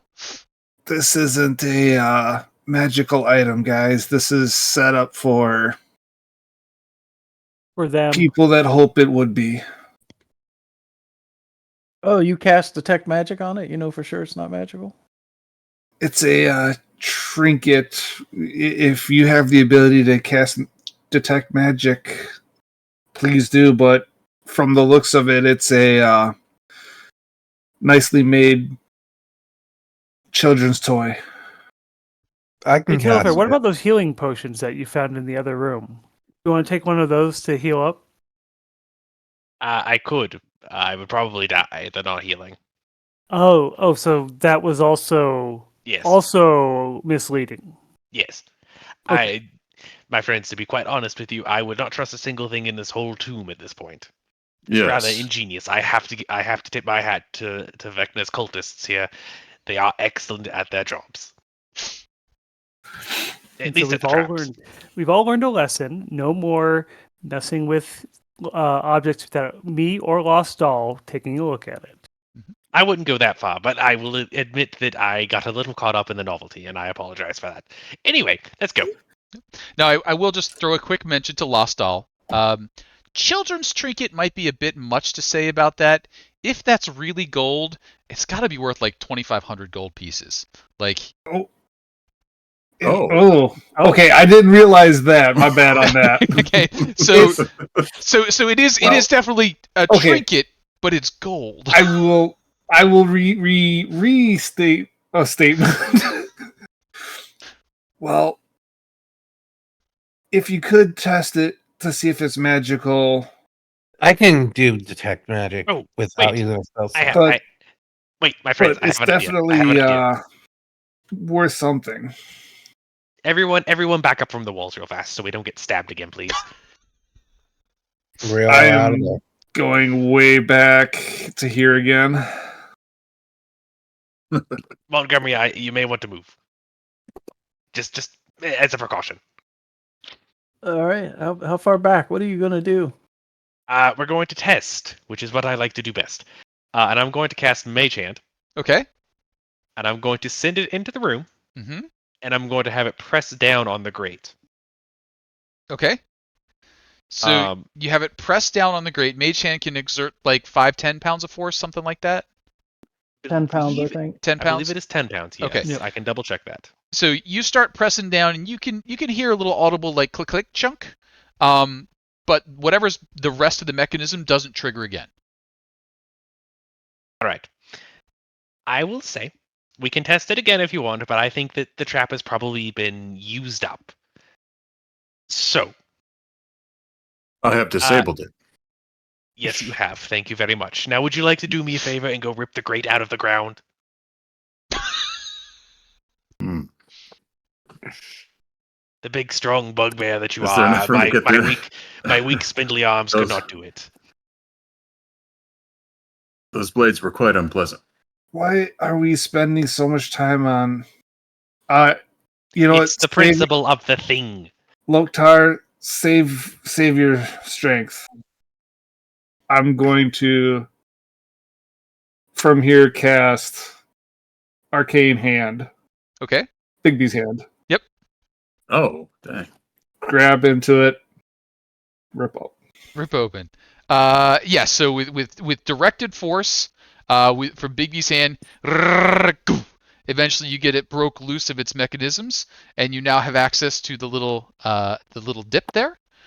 Inside, you can see that there are some scraps of papers, look to have been notes and plans of some sort, and then a golden harp. The harp is worth 2,500 gold pieces. I would just use Bigby's hand, the Arcane Hand, to just scoop up everything it can and just wield it out to Montgomery, since he was wanting to look at it, and anyone who wants to look at it. Sure. The harp is a very nice little golden harp. Fairly heavy for being yay big. Most of the value is coming from the artistry that went into making it, though it is gold, so certainly worth something there. The papers themselves look to be notes, and just a quick shuffle through them. Look to be plans for a kidnapping. Indrina is the target. It's a little layout of her estate with a little note in the margin there that says her secrets will make a worthy sacrifice. Disappointing. It doesn't tell us exactly what her secrets are. No, it's weird how everybody's mum about secrets.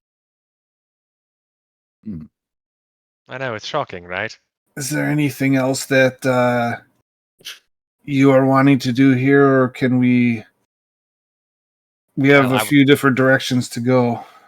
I'd love to take a 3-hour nap and get my wounds tended, but I suppose in light of a nice comfortable bed and maybe some beer, we can continue on trying to get ourselves killed. I shouldn't That have is sent the Bob job. after her. Do we wish to brave the water elementals, or shall we ring those bells at the top of the stair? I don't know. I mean, a couple people are pretty beat up. I'm wondering if we should rest a little bit before we go deeper. No, don't stop. We still got plenty of time. Come on. If you're really needing healing, I do have a potion conveniently used for healing purposes only. I don't recommend it though. It's not the type of healing that you would find very healing. That's also a threat. I want to be clear. I'm sorry. Do we Well, want which to way? check the bells? I've Yeah, really which been way do we trying, want to y'all. go? I mean, surfing combat with the water elementals in a small watery space doesn't sound. It sounds Yes. awful, frankly. If the traps of So- this place are powered by that water, perhaps it would be wise to break the pipes.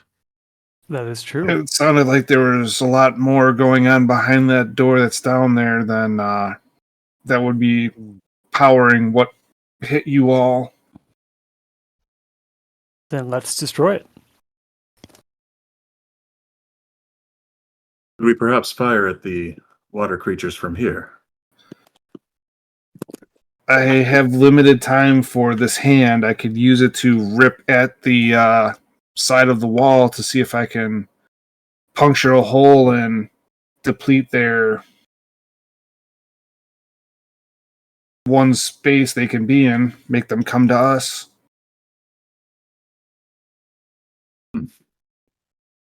Very good. If y'all are okay with that, I need to do it now. Let's do it. When in doubt, let's do things that could possibly get us all killed. Okay, so I Oh. think I'm hearing something aggressive is about to happen. So I'm Yes. going to bring up the turn order here, Here's the reason I backed up. and I'm just gonna hit some buttons here to put them on the turn order. And then I'm gonna ask, what is this thing that you're doing? I have very limited time of the hand. Yep. So I'm using the hand to just full force try to punch a hole in the side where the elementals are to gush the water out. Okay, so you're trying to bust up their fountain. Yes. Okay. No. Okay.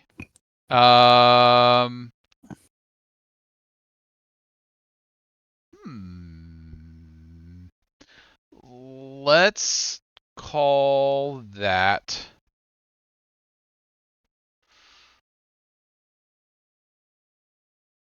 Do you have any form of stonework, masonry, plumbing skills, any sort of tools that would be associated with construction destruction?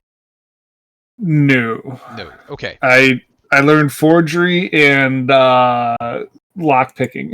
Okay. So Give me just a quick intelligence check to identify the best place to hit, because there are some places that you hit that might cause it to drain, some places that might cause it to flood. So let's start off with an intelligence check to see if you're picking the right kind of spot. High numbers would be Okay. good for you.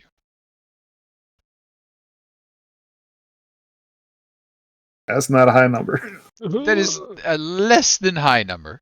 There is a player reroll if you'd like to use it. I think I will. Yeah, let's do that. All right. What's your Story, secret? story. Secret. By the way, I was curious about this mechanic. I just had a question. Is it that he's going to his character turns to us and divulges a secret to us? It is the character gets something off of their chest or out of the back of their mind, and that secret is now released to the world. The party will learn about it. It might be something he mumbles. It might have been something he did a little while ago, but the rest of the world will also pick up on this secret as well. So it might not be that he just looks at you and says, "I used to wet the bed till I was 7." It might just be that that's shared over time and is now out there in the world. So what's a little secret about Las-Dal? Las-Dal, to gain entry to Candlekeep, stole from his parents his entry fee. Okay. So, That's juicy. yeah. Let's go ahead and That's see that awful. reroll. Was it worth it? They do now. They figured it out a while ago, yes. So, intelligence. I have to come up with a list of secrets. Yeah. 15? Same. Much better. Go ahead and give me a Big B's got a strength of what? 26. 26. Go ahead and roll me a d20, and we'll be adding the what's that? A plus 8 to that. We want to see a big number here as you try and crack some tiles. I think I just remembered I had that freaking bardic inspiration. I could have saved against those blades. Derp. Oh man.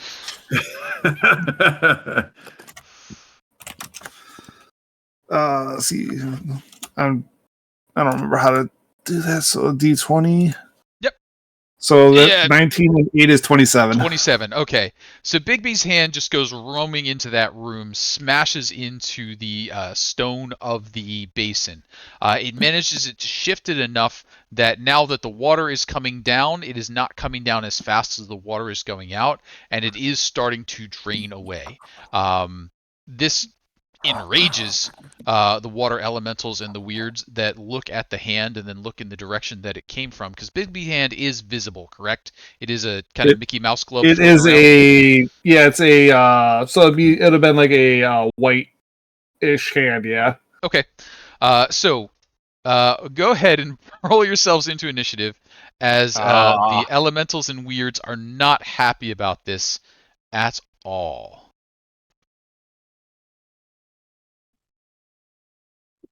Telovere, do you have to rub in your initiatives every time? Listen, I You have a specifically +5. technically it's a +7. No, I got the 5. He's got 7. I specifically chose the alert feat because I knew that a wizard going last was never a good thing, and also this way I can never be surprised. Let's see. I think I missed Telovere on the turn order, so let's get you added to the turn order there. I was about to say, I think something went wrong with my tracker because I don't think I selected it, so that was my bad. No problems. That's Telovere there. And who else am I missing? 1, 2, 3, 4, 5. Duren, did I get an initiative roll from you? Oh, no, give me 1 second. Yep, no problem.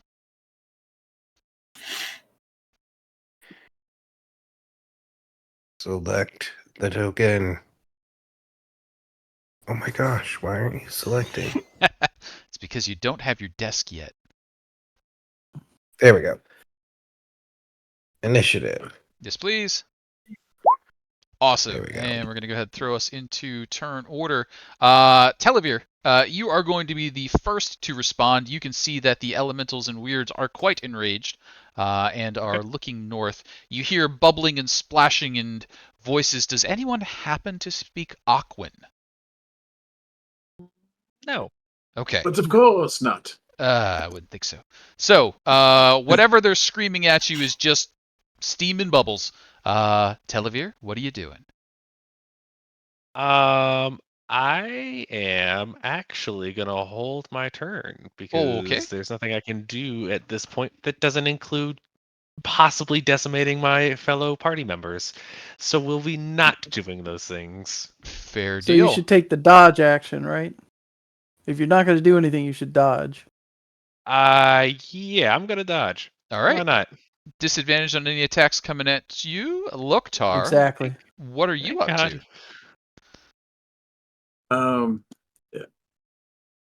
I guess this is kind of a DM question. We fought these things before many years ago, or well, 2 years ago. Would it be? I don't personally remember what type of damage they did. Like, was it bludgeoning or or was it like, you know? Uh, Would Loktar know? Majority was I just don't bludgeoning. want to waste a rage if it's not even bludgeoning. You know what I mean? Yeah, Oh, majority cool. was bludgeoning. In that case, Rogak, be my strength, and he'll grow large again and go sally forth and strike him. Let's see from here. You would have waited to grow So- large till you got through the hallway if that's where you're headed, but yes. Oh, okay. Yeah, so 5, 20. Oh, but how can he grow large? I guess what is like belly hang over the water? Yep, Or you can so he's stand not there. squeezing? Yep, you're not squeezing. Okay. I like so. We won't be Um, able to follow you in there. You hear Fortune kind of yell at you as you get large and run towards the three of them. I intend not to stay. Let's see. Ba-boom. Here comes the attack. It's on its way. So I'm just going to click on a thing. Okay. And you're going after this one here? Oh, I should have reckless. Whoops. I meant to reckless. Oh, I didn't need to. That's still plenty of damage. It's going to right yonder. 28 total points of damage. It does not seem to have done as much as you'd hoped, though. Oh, they like acid? They do, like acid. Oh, no. All right. Last one. Well, I hit him again anyway. Okay. What am I gonna do? Not hit him? Splashing in the water. And then- 9 will miss. And then retreat. So that was 5, 10, 15. So if it's 15 and then grow, right? Like you would be here, but Yep. then grow to here. That doesn't count as moving, right? So it would be 15 to here. Yep. Is that right? So 20. So the only problem 25, is that's a 5-foot 30. square and you're near 10, so that's double movement gets to squeeze your way back. To get back. Oh, But okay. bugbears can squeeze down a size for themselves, I believe. Or is it only reaching? That's true. I don't know how that affects this. I mean, I don't know. I mean, You have to read the racial they trait. can indeed go down to small size without something. Here, I'll click on it as fast as I can. One of the weirdest abilities in the game is I don't know that trick. come right at you as soon as I can find it and click it. It's a really weird one. It's like when he tried to squeeze in the small hole in the first dungeon. Yeah. Oh, here we go. Sending it. Your proficient self. You got move it. through it. Stop in a space large enough for a small creature. You move through. Okay. Yep. We'll say you can move through a normal creature space now that you're double the size. But yep, no problem. Go ahead. All right. All right. So that'll be 20, 25, 30, 5. I suppose he'll kind of protect the party by going there. Sounds good. Montgomery. That's good. Okay. And I appreciate everybody putting up with the combat speed at the moment as we're all learning the new stuff, and I'm like, what the hell does that do? Yeah. A little speed up as we go. Montgomery, what do we got?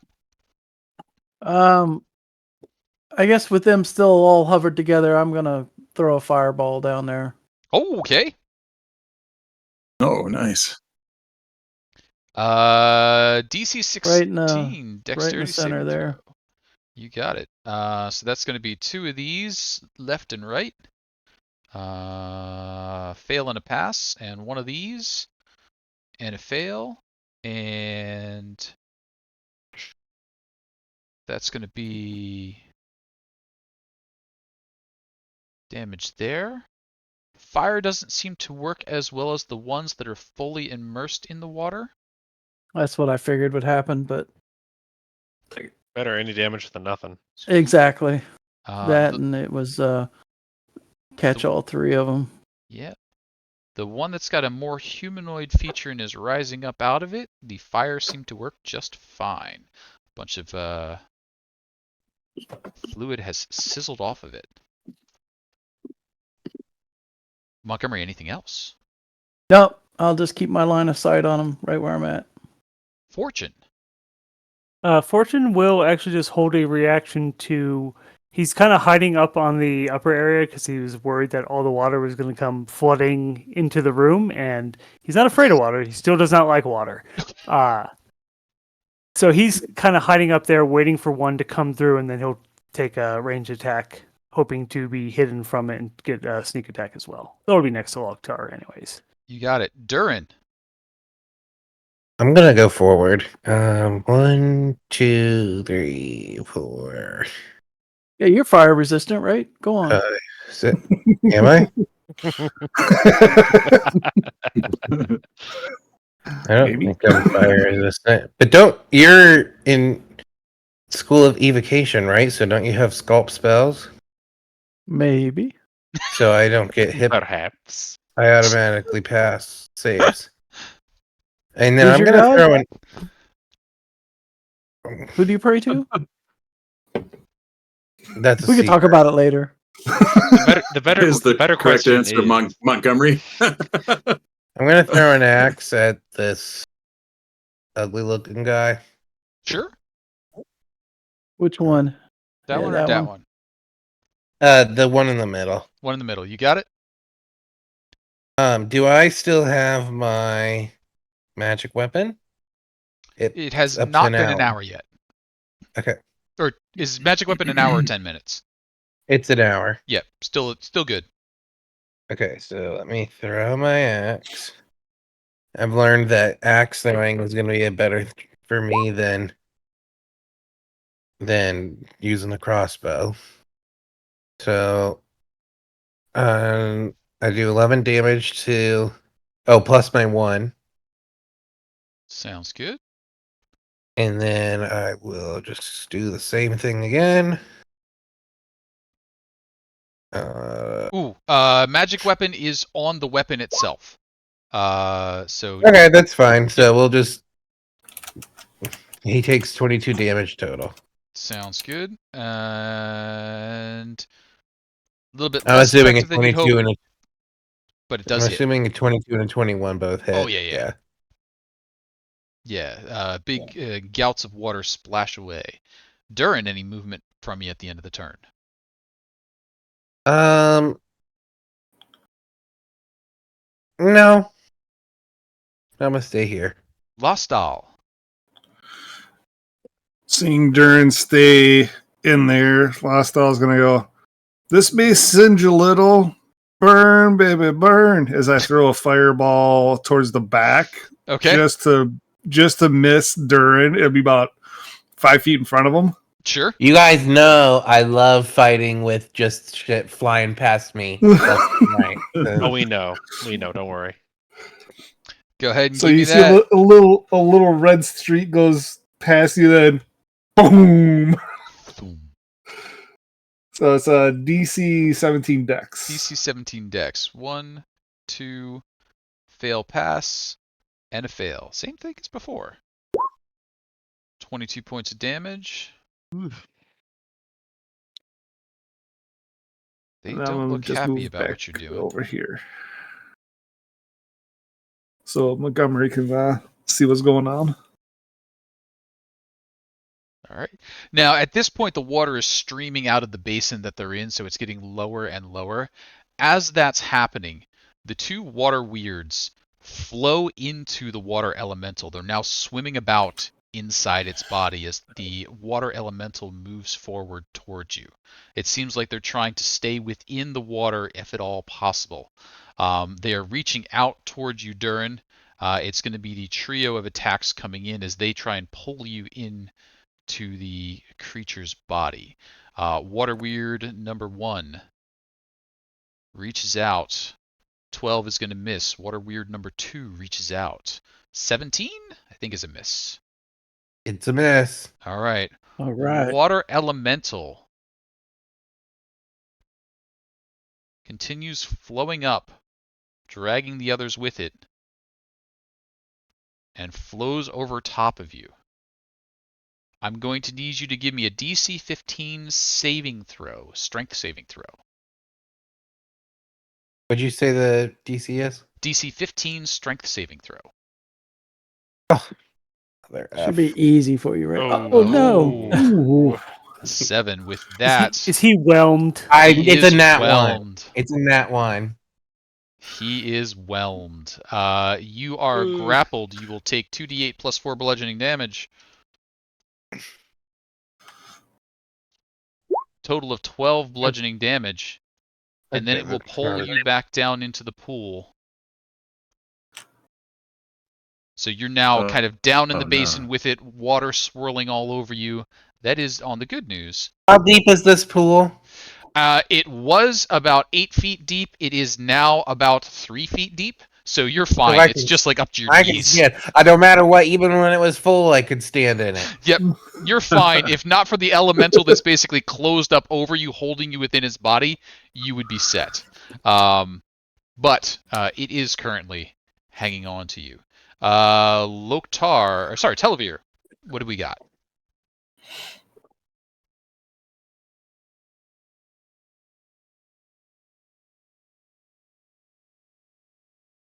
Thinking. Where's your boogin at? Thinking here.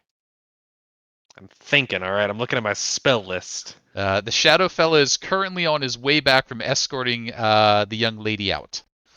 Yeah. Not that he would It's do only much been good here. a couple of minutes here. That's the problem. Okay. Well, when in doubt, oh, God, Find out, fireball it out. I don't have fireball actually. I am one of those rare wizards that didn't take fireball. That's okay. The bard took it for you. I know. Well, you might not want to use that anyway right now. I know. I was kidding. Well, I was gonna say I have another spell that would get all of them, and by all of them I meant Duren too.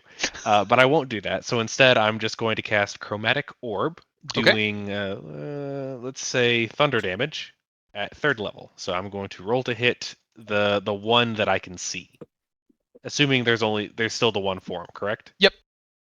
Okay. It's gonna be thunder.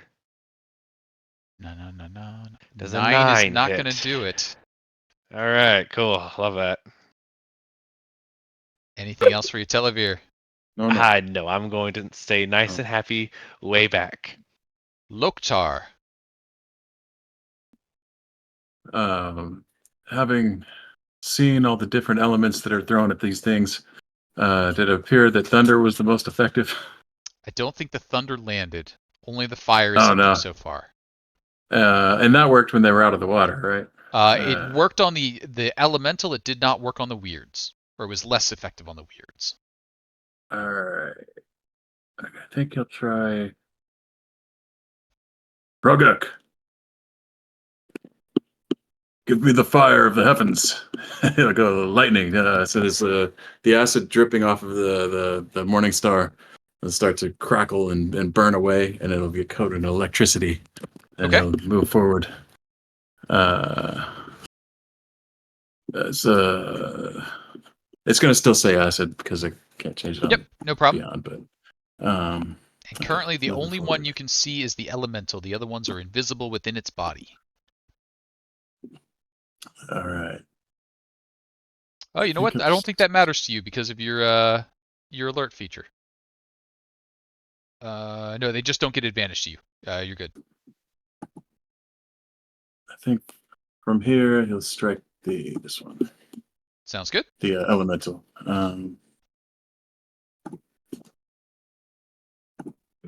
Oh, I should have done reckless. Dang it! I keep forgetting to hit shift. 24 will hit even without the reckless. 15 points of lightning Hey! damage. Oh, right? You Can we got count it or no? I just That's forgot to hit shift. Yeah. All right. Critical. So go ahead and give me the rest of the damage. Damage again. Right. Okay, so I don't want the strength on there again. Or here, we'll do -5 at the end. Okay, just to make it easy. Because I shouldn't count the strength bonus twice. Got it. Bump. That'd be 10 additional. Yeah, so it's 25 total. Got it. Yeah. That seems to work quite nicely. All right, and then again, boom, this is the second one, and I'm gonna remember shift this time. 18 hits. Hopefully, the electricity doesn't move through the water and shock Duren. I don't know if I don't He's know if having such a thing would It's happen. not but lightning, it's That's not thunder. the intention. If that happens, I feel bad. Yeah, he's having an unpleasant time in there, but it is not doing any additional damage. The elemental Okay. remains even after your second strike. Okay. Then I'll move back. I suppose back to there. Okay, And as you that's it. step to move back, do you have anything that would avoid opportunity attacks? Oh no, I can reach that far. Oh man. No, I don't think so. Okay, the two water elementals reach out at you with their constriction to try and pull back, because you were 10 feet back, correct? 15. 15. From here. Oh, you've got a pole arm plus your reach, correct? Yeah. The Yeah, bugbear long arm is already 10 feet, and then because he's giant, it's 15. 15 Okay, reach. got it. Yep, no problem. No, never mind. You were out of range. Oh, excellent. Good. Sounds good. That is such a broken mechanic. Hey, The giant is fun. he's got it. Montgomery, over to you. What do we got?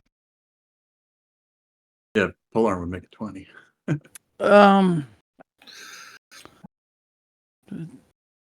I guess I'm gonna try fireball again and sculpt spell so Duren doesn't get hit. Okay. Fire away. Oh, wrong. I don't want to use the wrong slot here. Here we go. 25 is enough that I don't need to roll for the elemental. It is gone. Yeah. The other two, however, I need to roll for. Boom, boom. Pass and a fail. Is it the same pass and fail as last Same time? pass. Is it? I think it's Or is the it other way been around reversed? this time. First one, Ah, it's reversed. Dang.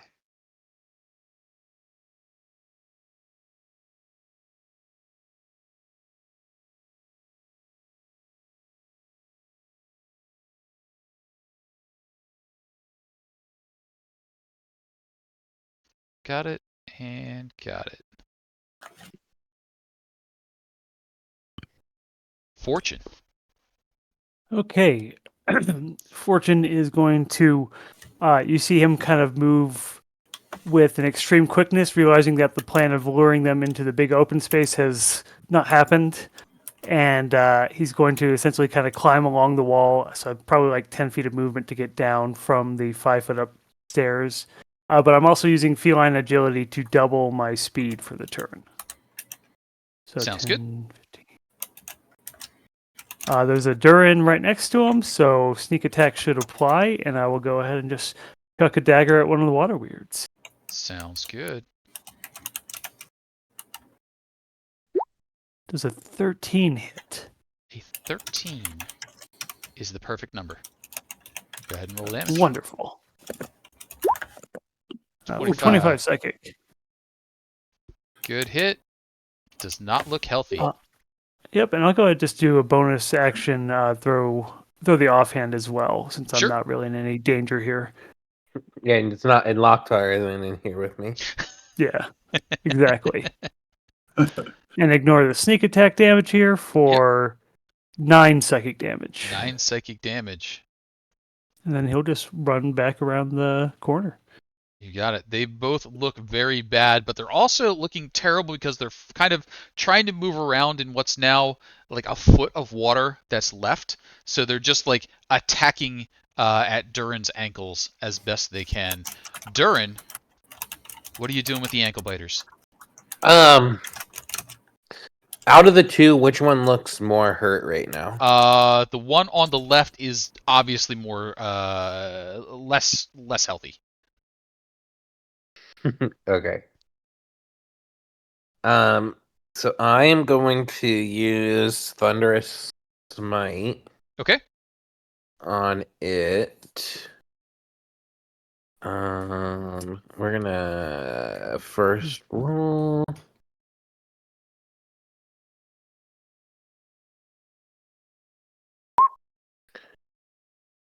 Okay, 15 will hit.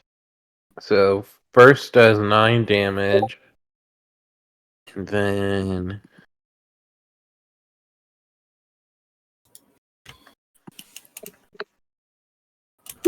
I do an extra 5. That will take out the one on the left. Okay, then I'm gonna attack the one on the right. Um,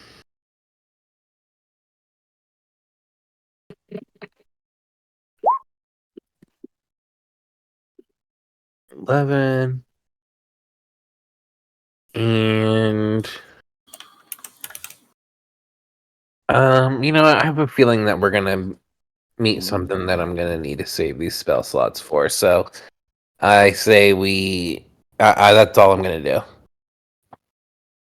You got it. Las-Dal. What do we got? Poking my head around this side, looking what I can see. I'm going to viciously mock the last one. Hey. Why don't you just die and find some sand to crawl up your cracks? Wisdom 17. Wisdom 17 Your, it mo- can manage. your mother was pond scum, and your father came from my toilet. I think Telovere undermining your insults with a better one is kind of the issue that you had there. Didn't quite sorry. land. Las-Dal, anything else? I need to think of better stuff. That's it. All right. The water weird splashes around in the water as it's moving. Duren, you lose track of it. It becomes invisible. It reaches out to try and pull you back down. It will have advantage on this. Duren, a 10 is probably not going to hit anyway. So Telovere, what are you doing? Okay. Well, seeing as how I have a giant fuzzy wall in front of me blocking my vision, Mm-hmm. and I can't move very far, I guess I'm just gonna move up, and I cannot see it from where I am currently, correct? You cannot see it at the moment. Okay. Then I am going to use a feat. Shocking, I know. And I am going to choose one, two. I'm going to choose the entire party, Okay. and we are all going to gain 12 temporary HP, Oh, very nice. and that is from the inspiring leader trait. So everyone, you get 12 temporary HP. For those of us that are wounded, I'm hoping that you enjoy. Sounds But good. we should get a speech, right? Yes, it is called Meat Shields. Don't die. I need you to block them. Perfect. There you There go. we go. That's a Telovere speech right there. Yeah, Loktar, as it's you it's are meant good. it's meant with love, but he has still no idea how to communicate that to you all. Love in the way that he would love maybe like a favorite toy or something, but it's still love nonetheless. I'm leaving the toy alone. Loktar, with your 12 new temporary hit points, what are you up to? Let us crush this creature. Ba-blow! Hit it hard. It is You currently yell invisible, so "Bablow." it will be disadvantage. Oh, snaps. All right. Reckless to break even, I guess. Sure. Yeah. Maybe a bad idea, but we'll see. All right. 18 hits. Uh, 10 that'd be, points of thundery damage. It's still a creature in the puddle. all right.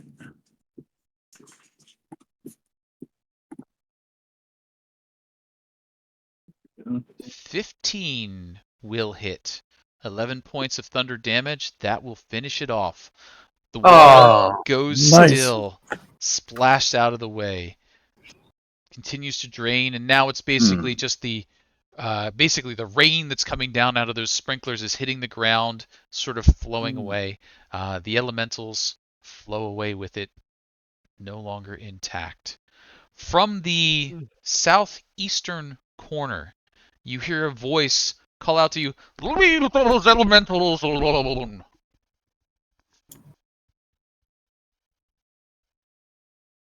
Las-Dal, is that you? No, that's not me.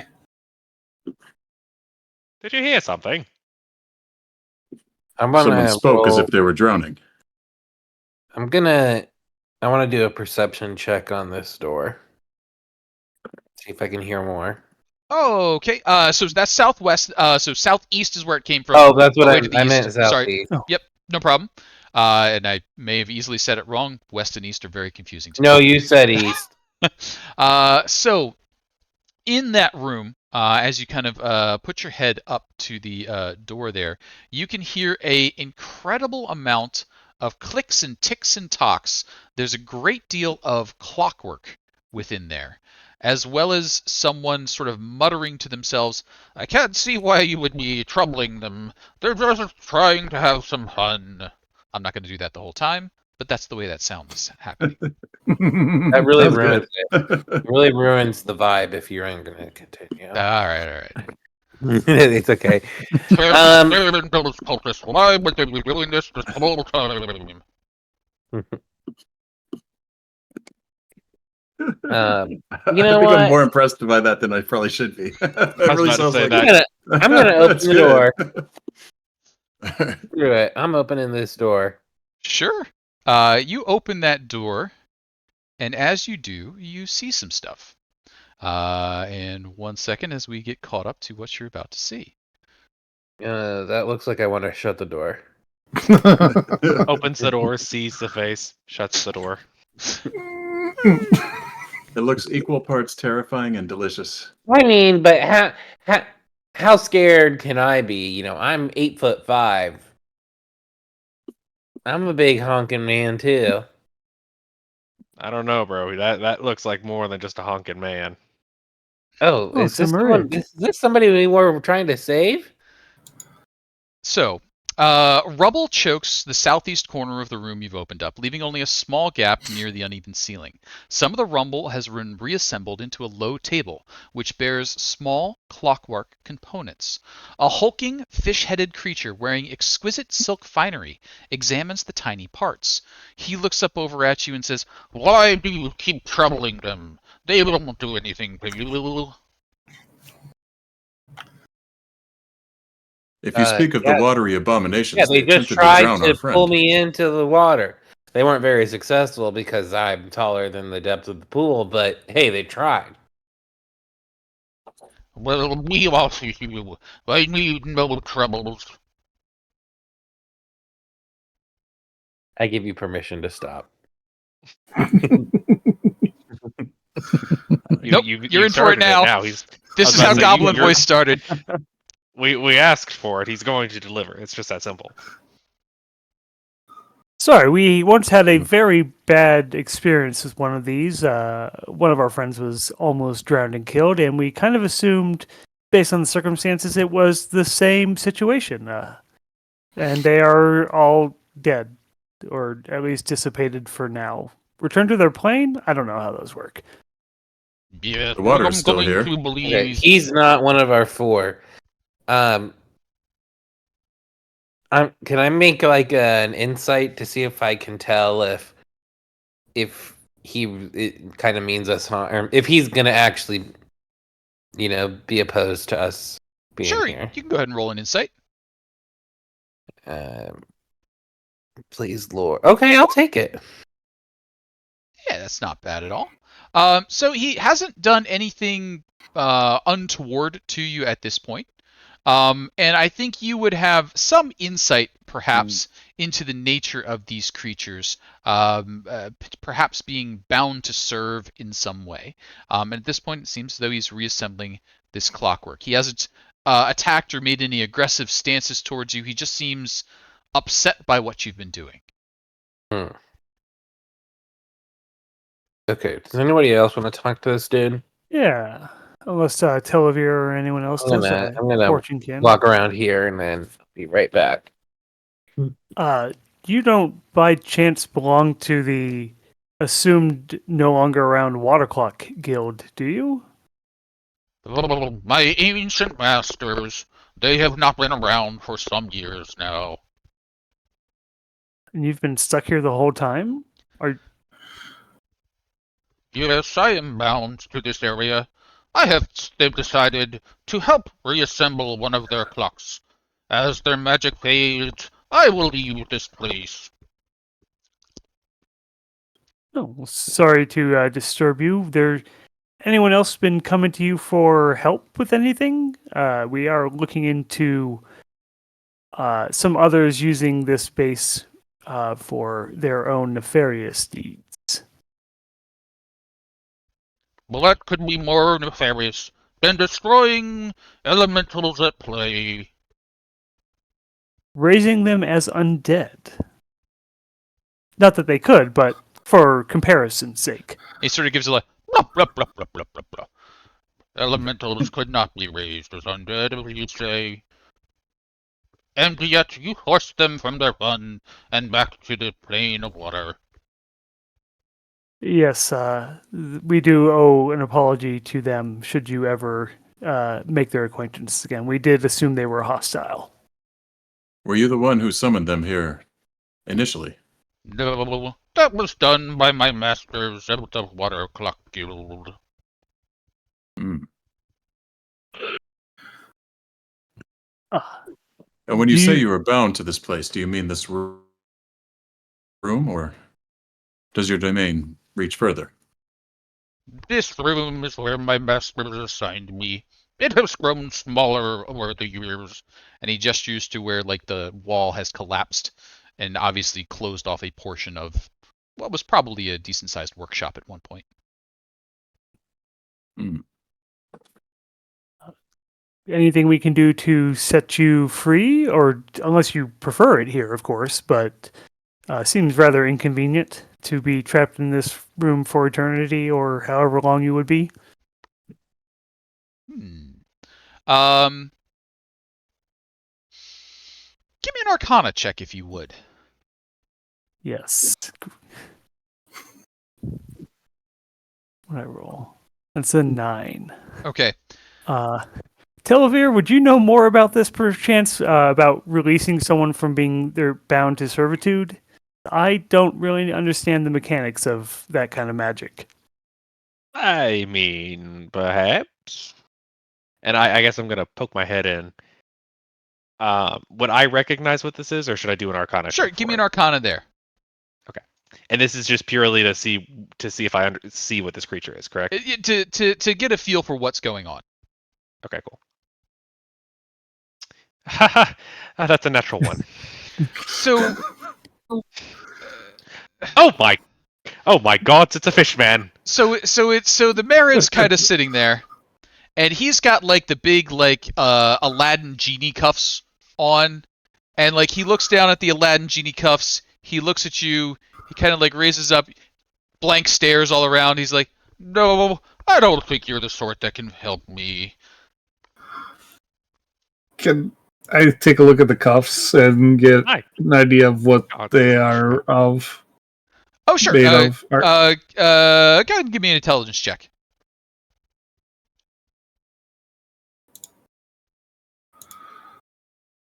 Of all the things to roll a 1 on, that was not what I wanted. Son of a, that You was guys- almost good. You're staring at him, and you're like, we're just not understanding what's going on. I think like he's trying to indicate like I am a bound genie. It's really obvious, guys, and you're like, nope, never heard that story.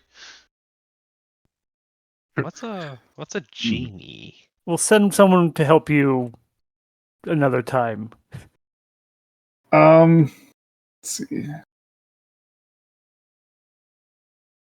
Looking at the cuffs, I'm gonna cast the spell magic on them. Sure, firing from the hip. Yeah, since he's like, "Hey guys, Hang on a second. What level are you casting Dispel Magic at? It would be a third level, so do I need to roll? That's an excellent question, which I will know in just a moment.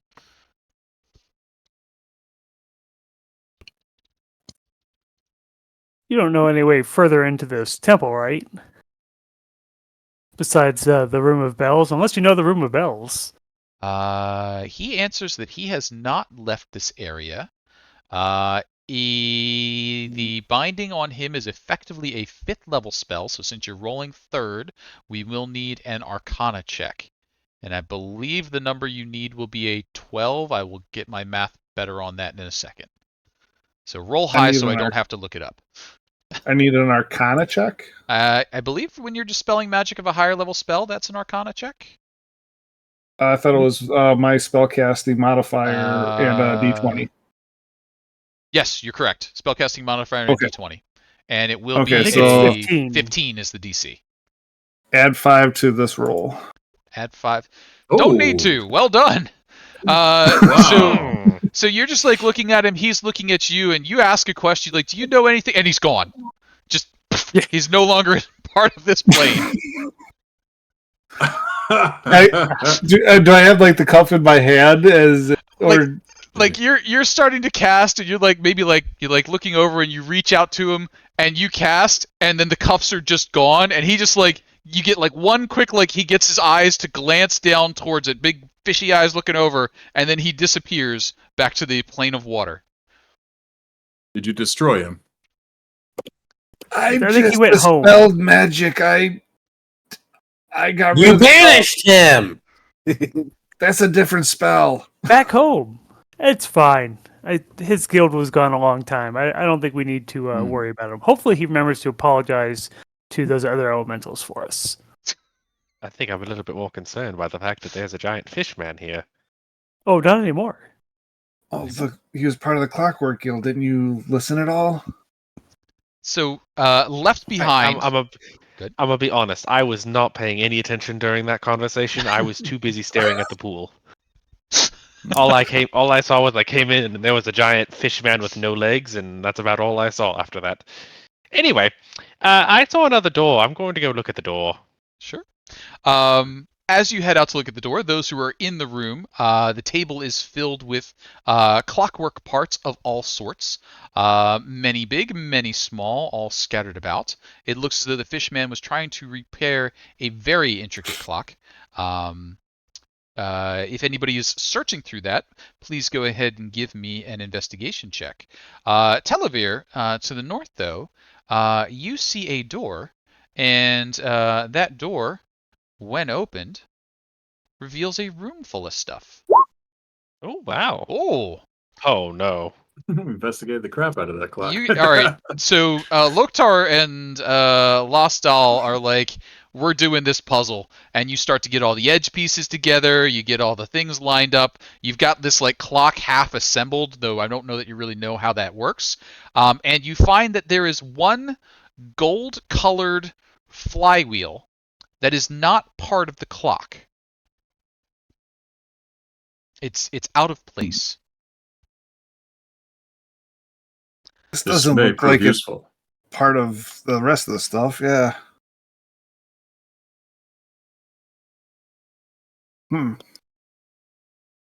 So what is the room that I'm currently in? Is it mostly Sure. just like Pipes and valves and all kinds of stuff.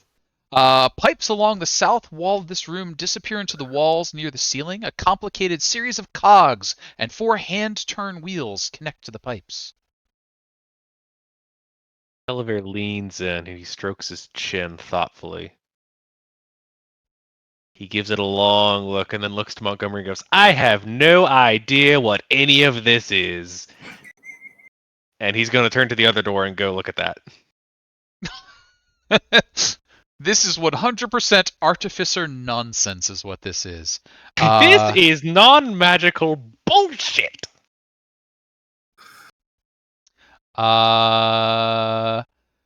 Rusty standpipes and interlocking cogs cover the walls of this small alcove. The cogs here are jammed together and don't move, whatever mechanism they once connected to, no longer operable. You can see water spilling over the things that should be activating little tick, tick, tick pieces, just splattering all over the place in here. Like I said, this is just some non-magical nonsense around here. I do not appreciate it. I am glad those blasted alchemists and artificers are gone. I say as I'm like traipsing out all huffy and just.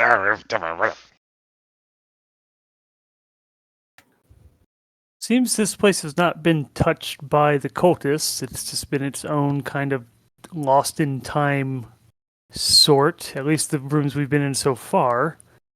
The amount of nonsense in here should stay lost to time, in my opinion. Pipes and cogs. Well, Next what's thing wrong you with know, they're gonna have pipes? us. They're gonna have us flying without magic carpets. How dare! How dare they? They can't fly. They don't have wings or magic. They can't be floating about there. It's bad enough we have dirigibles. Perhaps it is best that you did not acquire this place. Yeah, absolutely right. I most likely would have had an epileptic fit. Sure. That's what you were having right now. Fortune will go out and listen to the door up here and get ready to peek into it. Sure. So, Fortune, the doors that you just swung by, the one on the south has a chain and padlock on it. Looks like one of those newer padlocks, like the ones that you have a key for. So, if you want to open that up, just go ahead and open that whenever you want. Yeah, the door to the north does not have a padlock on it.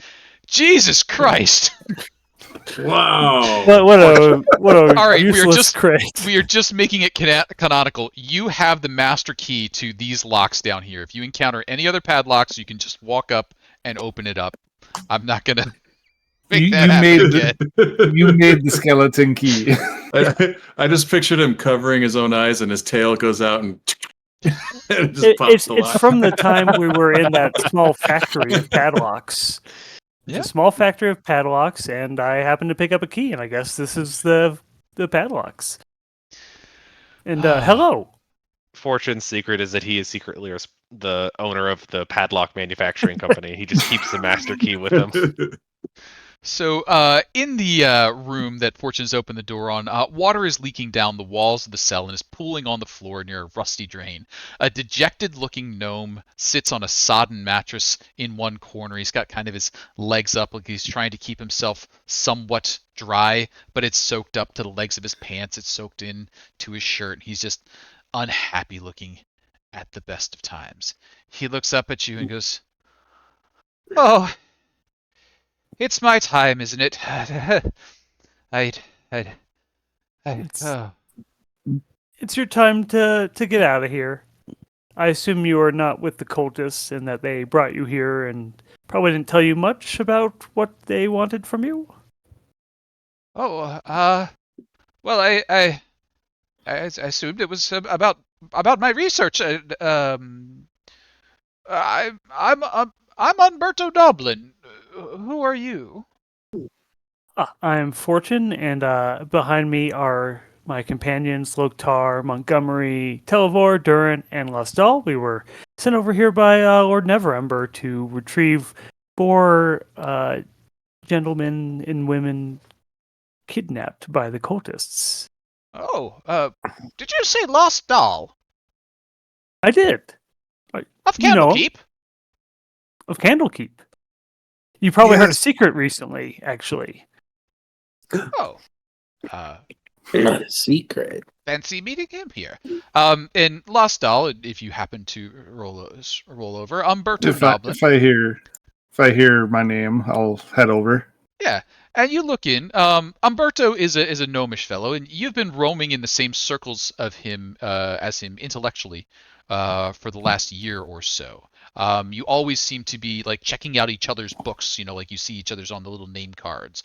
You're getting into a library one step ahead of him. He's getting a little research done one step ahead of you. He's been very secretive about what he's been doing. But he's like,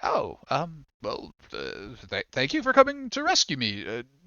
Taking professional courtesy to a whole new level.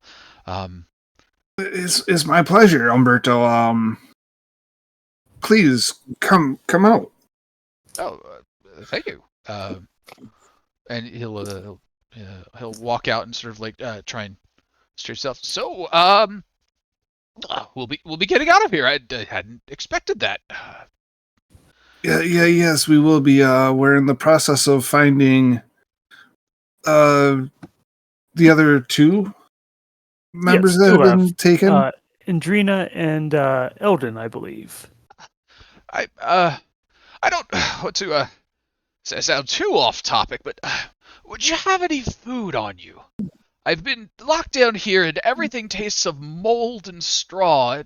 If you happen to have anything magical, a good berry would be fantastic.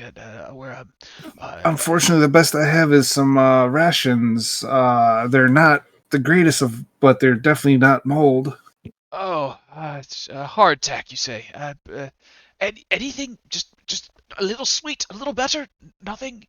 No? There was a delicious-looking fishman in the next room, but he disappeared. I'm not sure what to do with that information. But yes, hardtack. And he'll just like take it. And like you can see, he's like just like. If you dip it in the water on the ground, that should soften it a little bit at least. That But won't beware, be. the water may come to life, and That won't be necessary. As I pull out a small tin, small flask of alcohol. This may do a little bit better with the taste. He's sort of like, of course, I very much appreciate. Beggars can't be choosers and all. I'm sure there's. We get back to the fashionable parts of town and get some food. About that. Yes. Leaving. Yes. I'll wander him back towards where the clockwork room is, Okay. and I'm going to talk to him and try to work out why they had grabbed him. Try to see if I can fancifully get him to give me any answers. Sure. Go ahead. Let's call this one. Are you doing this persuasively, investigatively, or threateningly? I would be. I go persuasion on this one. Yeah. Go ahead and give me a persuasion on this one.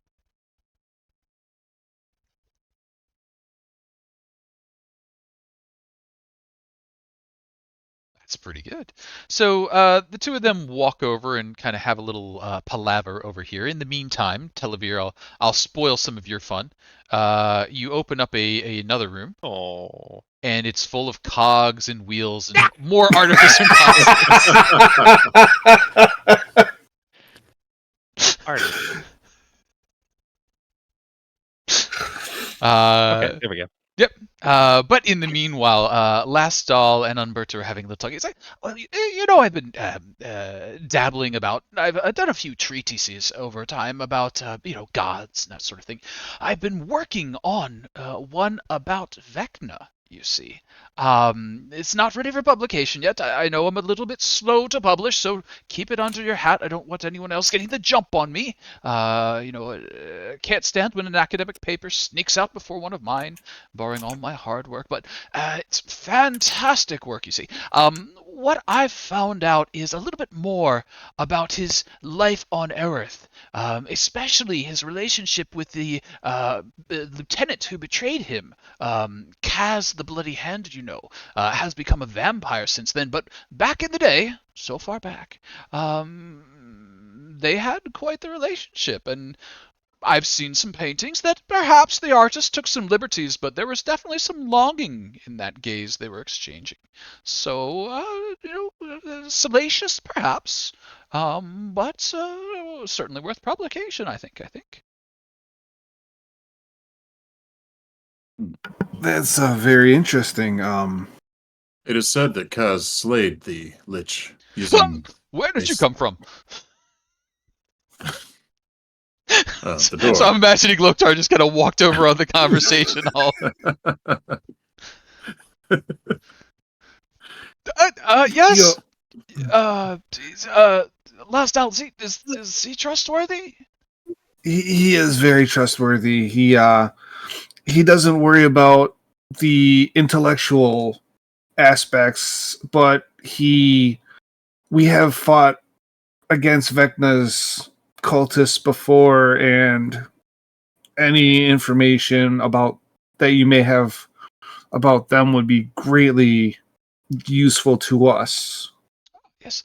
Well, it was actually much later on in their relationship. Well, I suppose early in their relationship as time goes, late as far as development goes. You see, they conquered quite an area of Earth and had their own empire sort of set up. Vecna, quite an accomplished mage, designed a sword. You see, a rather impressive sword, named the Sword of Kaz, appropriately enough. But the sword had a malevolence to it that led Kaz to turn upon his master and strike him down. But Vecna by that time had achieved lichdom, you see, not so easily destroyed. After the contest, there was a great explosion. It said only Vecna's eye and his hand remained, but the lich reformed, and now the eye and the hand have been legends told about them, corrupting influences and such, aiding Vecna's rise to godhood. Meanwhile, Kaz has disappeared from the scene, said to be cast into a plane of shadow and torment. There, the vampire that he is, has lived out the ages plotting revenge against one another, they are. Did he take the sword with him? No, no, the sword of Kaz is lost to him. If Kaz had the sword, he'd be a great advantage. But others have wielded that sword over time. That's not the area that I'm studying right now. Really, it's that formative years, the relationship that brought Vecna to that.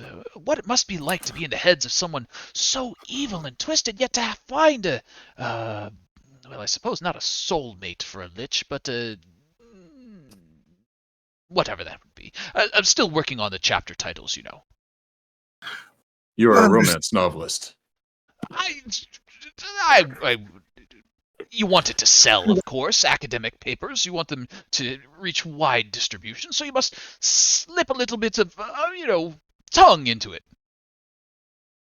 Did you just say slip a little bit of tongue into it? That is also what I heard. That's what I heard too. I mean, I'm on the other side of I may not even inside this room, and I heard that. Some whispers carry. Has there been rumors of where Vecna's eye or hand may be located? Oh, always, of course. So many. Though I don't know any right now.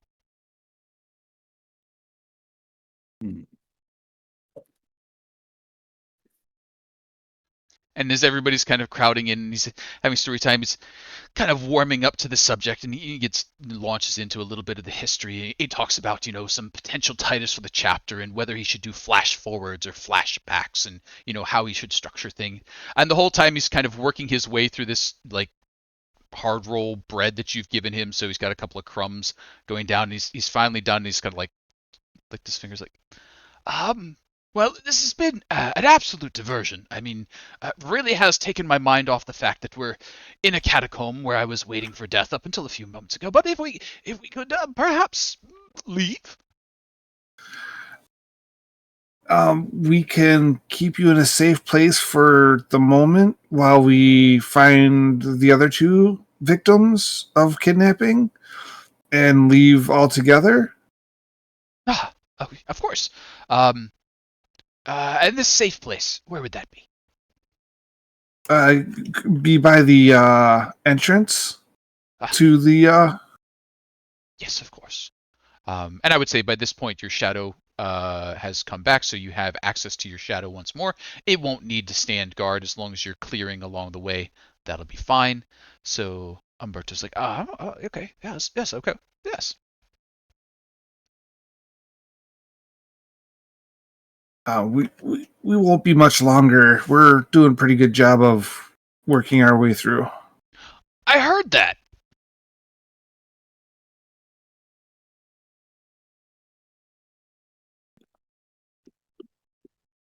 And Uh, just as a quick campaign tracker note, having learned the secret of what Umberto is researching, you all have one big secret that can be deployed at this point. Hmm. Oh, we didn't get the lady's secret. The wild magic. You did not, Well, that's okay. but Shadow Monster has returned Sometimes, back. sometimes perhaps having those secrets is not a good thing, given we were fighting the god of dark secrets. True statements. And so, the party will eventually find themselves back to that room of bells. The only path forward? Should we ring them or ignore them? I I suspect it believe, is an alarm of some sort. I believe that the bells open up the next door, my friend. We'll have to investigate that first. Fortune is the master of unlocking. We need no such trinkets. That is quite Uh, fair. Fortune, would you like to take a look? Did you look through this room up here for any notes on perhaps the key to this bell room? No, I got a little bit distracted by the potions of not healing. Uh, do you mind if Fortune will kind of just look through any papers and any drawers to look for any documents that might have a clue about the bells? Sure. A quick scout around of all the paperwork that you're able to find. No mention of the bells. Okay. And then he will return and I guess investigate the bell, or maybe actually he's going to kind of just look around the walls in the room itself for any maybe signs of, I guess, traps, like what happens if the bells are rung incorrectly. Sure. Hmm. So taking a tour around the room, this room seems to have been built into the foundation of the wall that separates the two graveyards. So if you were to go up from this room, you'd be hitting the wall edges. You can tell by the type of stone used. The bells are hung down from a leather trace, and you give it like a cautious tap. That's just a piece of leather. There's no mechanism in there connecting it, so the bells are not connected to anything. You scout out the walls and the door. The door doesn't appear to have any locks. The walls have lots of cracks and crevices in them. You don't see anything that looks like it could be hiding any blades or spikes or anything of that nature. There's roots poking through in places and that sort of stuff. But you can't see any mechanism that would react to these bells. Okay. And then I believe Montgomery had relayed to us that the first and last bells look like they have the most use. Correct. The outside bells have the most use, the inside bells have the least. The inside bells appear to be bigger and would probably ring with a deeper tone when struck. Does anyone know any musical theory about the cult of Vecna? I don't know which bells would be wise to press and which wouldn't. Yeah, I'm not sure which bells, And what significance they hold. Do the bells have any inscriptions or any sort of etchings on them? They do have etchings on them. They seem to have a repeated motif of the hand and the eye. A pattern of a hand held up like this with an eye sort of held in between it, but Okay. no additional inscription or help aside from that. Okay. And they're hanging. How high is the ceiling? They're just Ceiling's about 20 feet up here because you went down steps, and then the ceiling's kind of up there. So about 20 feet up, of which 15 is the leather strap hanging down. So the bell's like 5 foot off the ground. could I tell what kind of pitch the bells would make? They would be pretty low to start with, so they'd be kind of a bong kind of noise. I am terrible at music, so I have no idea what that would be other than a bong kind of noise. One of those ones Okay. that's low on the bar. There. I think one last thing Fortune might try and take a look at to get a clue for this would be whether or not he can see any bells where like the footprints start heading straight to the door from. Ooh, Like it'd good be hard to call. tell. Give me survival. That's a good Alright. idea. After a But- year of training with Kavori on survival, he has expertise in survival now. Nice. 20's pretty good. So with that, you are able to pick out the footstep pattern, and it looks like there's 3 distinct patterns that get used. On the left-hand side, you see footsteps that strike the furthest, the closest, the furthest, the closest, so it's just the 2 outer back and forth. On the right-hand side, you see some that strike the furthest, the closest, the next one to you, and then the third far away. Don't worry about the pattern, but basically, on the left, strike the outside only. On the right, all 4 get struck, and you know the pattern in which it's struck. Interesting. Okay. But there's only one door that we know of. There's only Okay. one door on the other side. Perhaps one side is an alarm of sorts, the other the way to unlock the door to move forward. It would.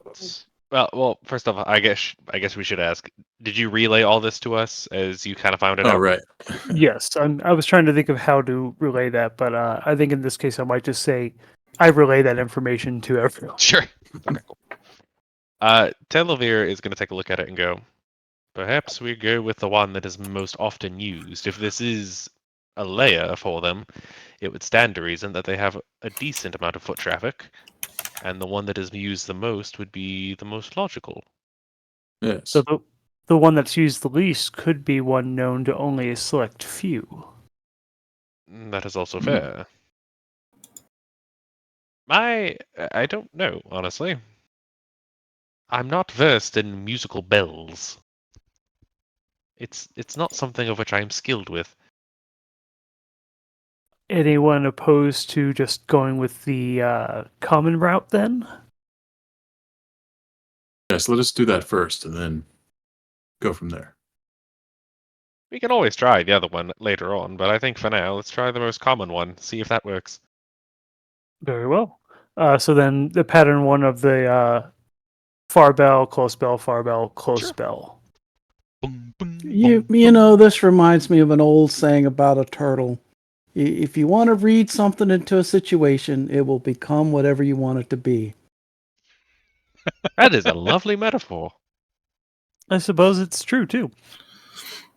You give a bong bing bong bing. Sound fades away. What's everybody Nothing doing? happens. Nothing happens. Shall we try the other one then? The far, close, second from left. The next one What is on. it? Yeah. 4, 1, 2, 3. Right. Yes. Might as well. All right, and then follow that up with the second pattern. Bong bing boom boom. Nothing I happens. fear we have wasted our time. Or perhaps both need to be done not together, that would be difficult, but in sequence. Or the other way around, actually. Hmm. Try the first, so we'll try the second pattern first, and then do the first pattern we found. Okay. All I see is a bunch of turtles. I was about to say, have any of us actually looked at the door? It's a door. Okay, Televere's gonna go over and try and open the door. Sure. You open the door. And as you do, Oh well, sorry guys.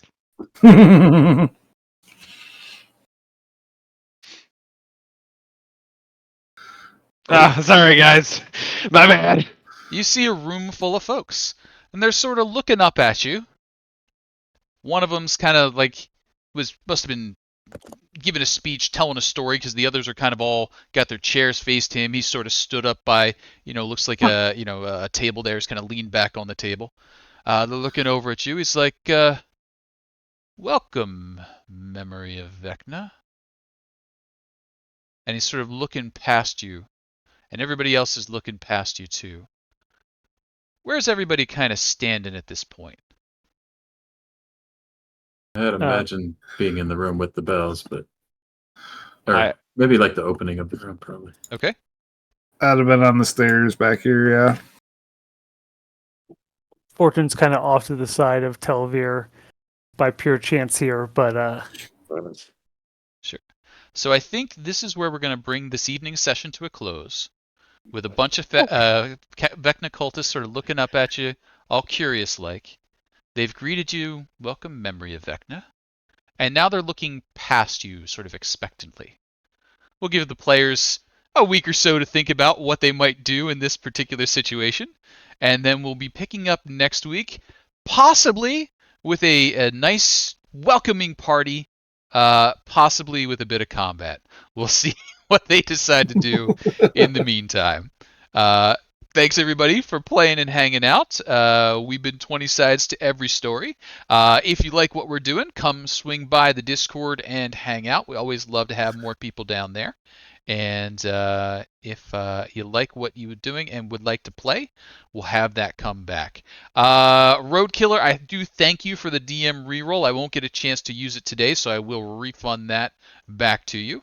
If you want to kick things in for the players or the DM to help out, we do have the free XP that you earn by watching. Feel free to redeem that for cool things like rerolls. The players, if they get a reroll, do have to share a little bit of a secret about themselves. The DM, if he uses up a reroll, will have to share a little bit of a secret about whoever is giving that reroll out. So every single one of these NPCs that you're encountering has a detailed backstory, fully written up, I assure you, but you only get to find out about it if I have to redeem a reroll. So with that, any shout outs from the players? Anybody like to make an announcement before we go off here? 3, 2, 1, shout out to our DM for being an amazing person and always giving us a fun time. Yes. And putting up with even the most nonsensical shenanigans we get up to. Hey, I appreciate it, and I am looking forward to, as we get a little bit of the patterns down with all of your crazy leveled stuff now, being able to get you quicker through those combats so we can dig into all the fun. But we'll pick it up and run with it from there. So thanks, everybody. Alex, I think I see you out there. If you would like to go ahead and give us a raid if we see anybody else who's still awake at this point in night.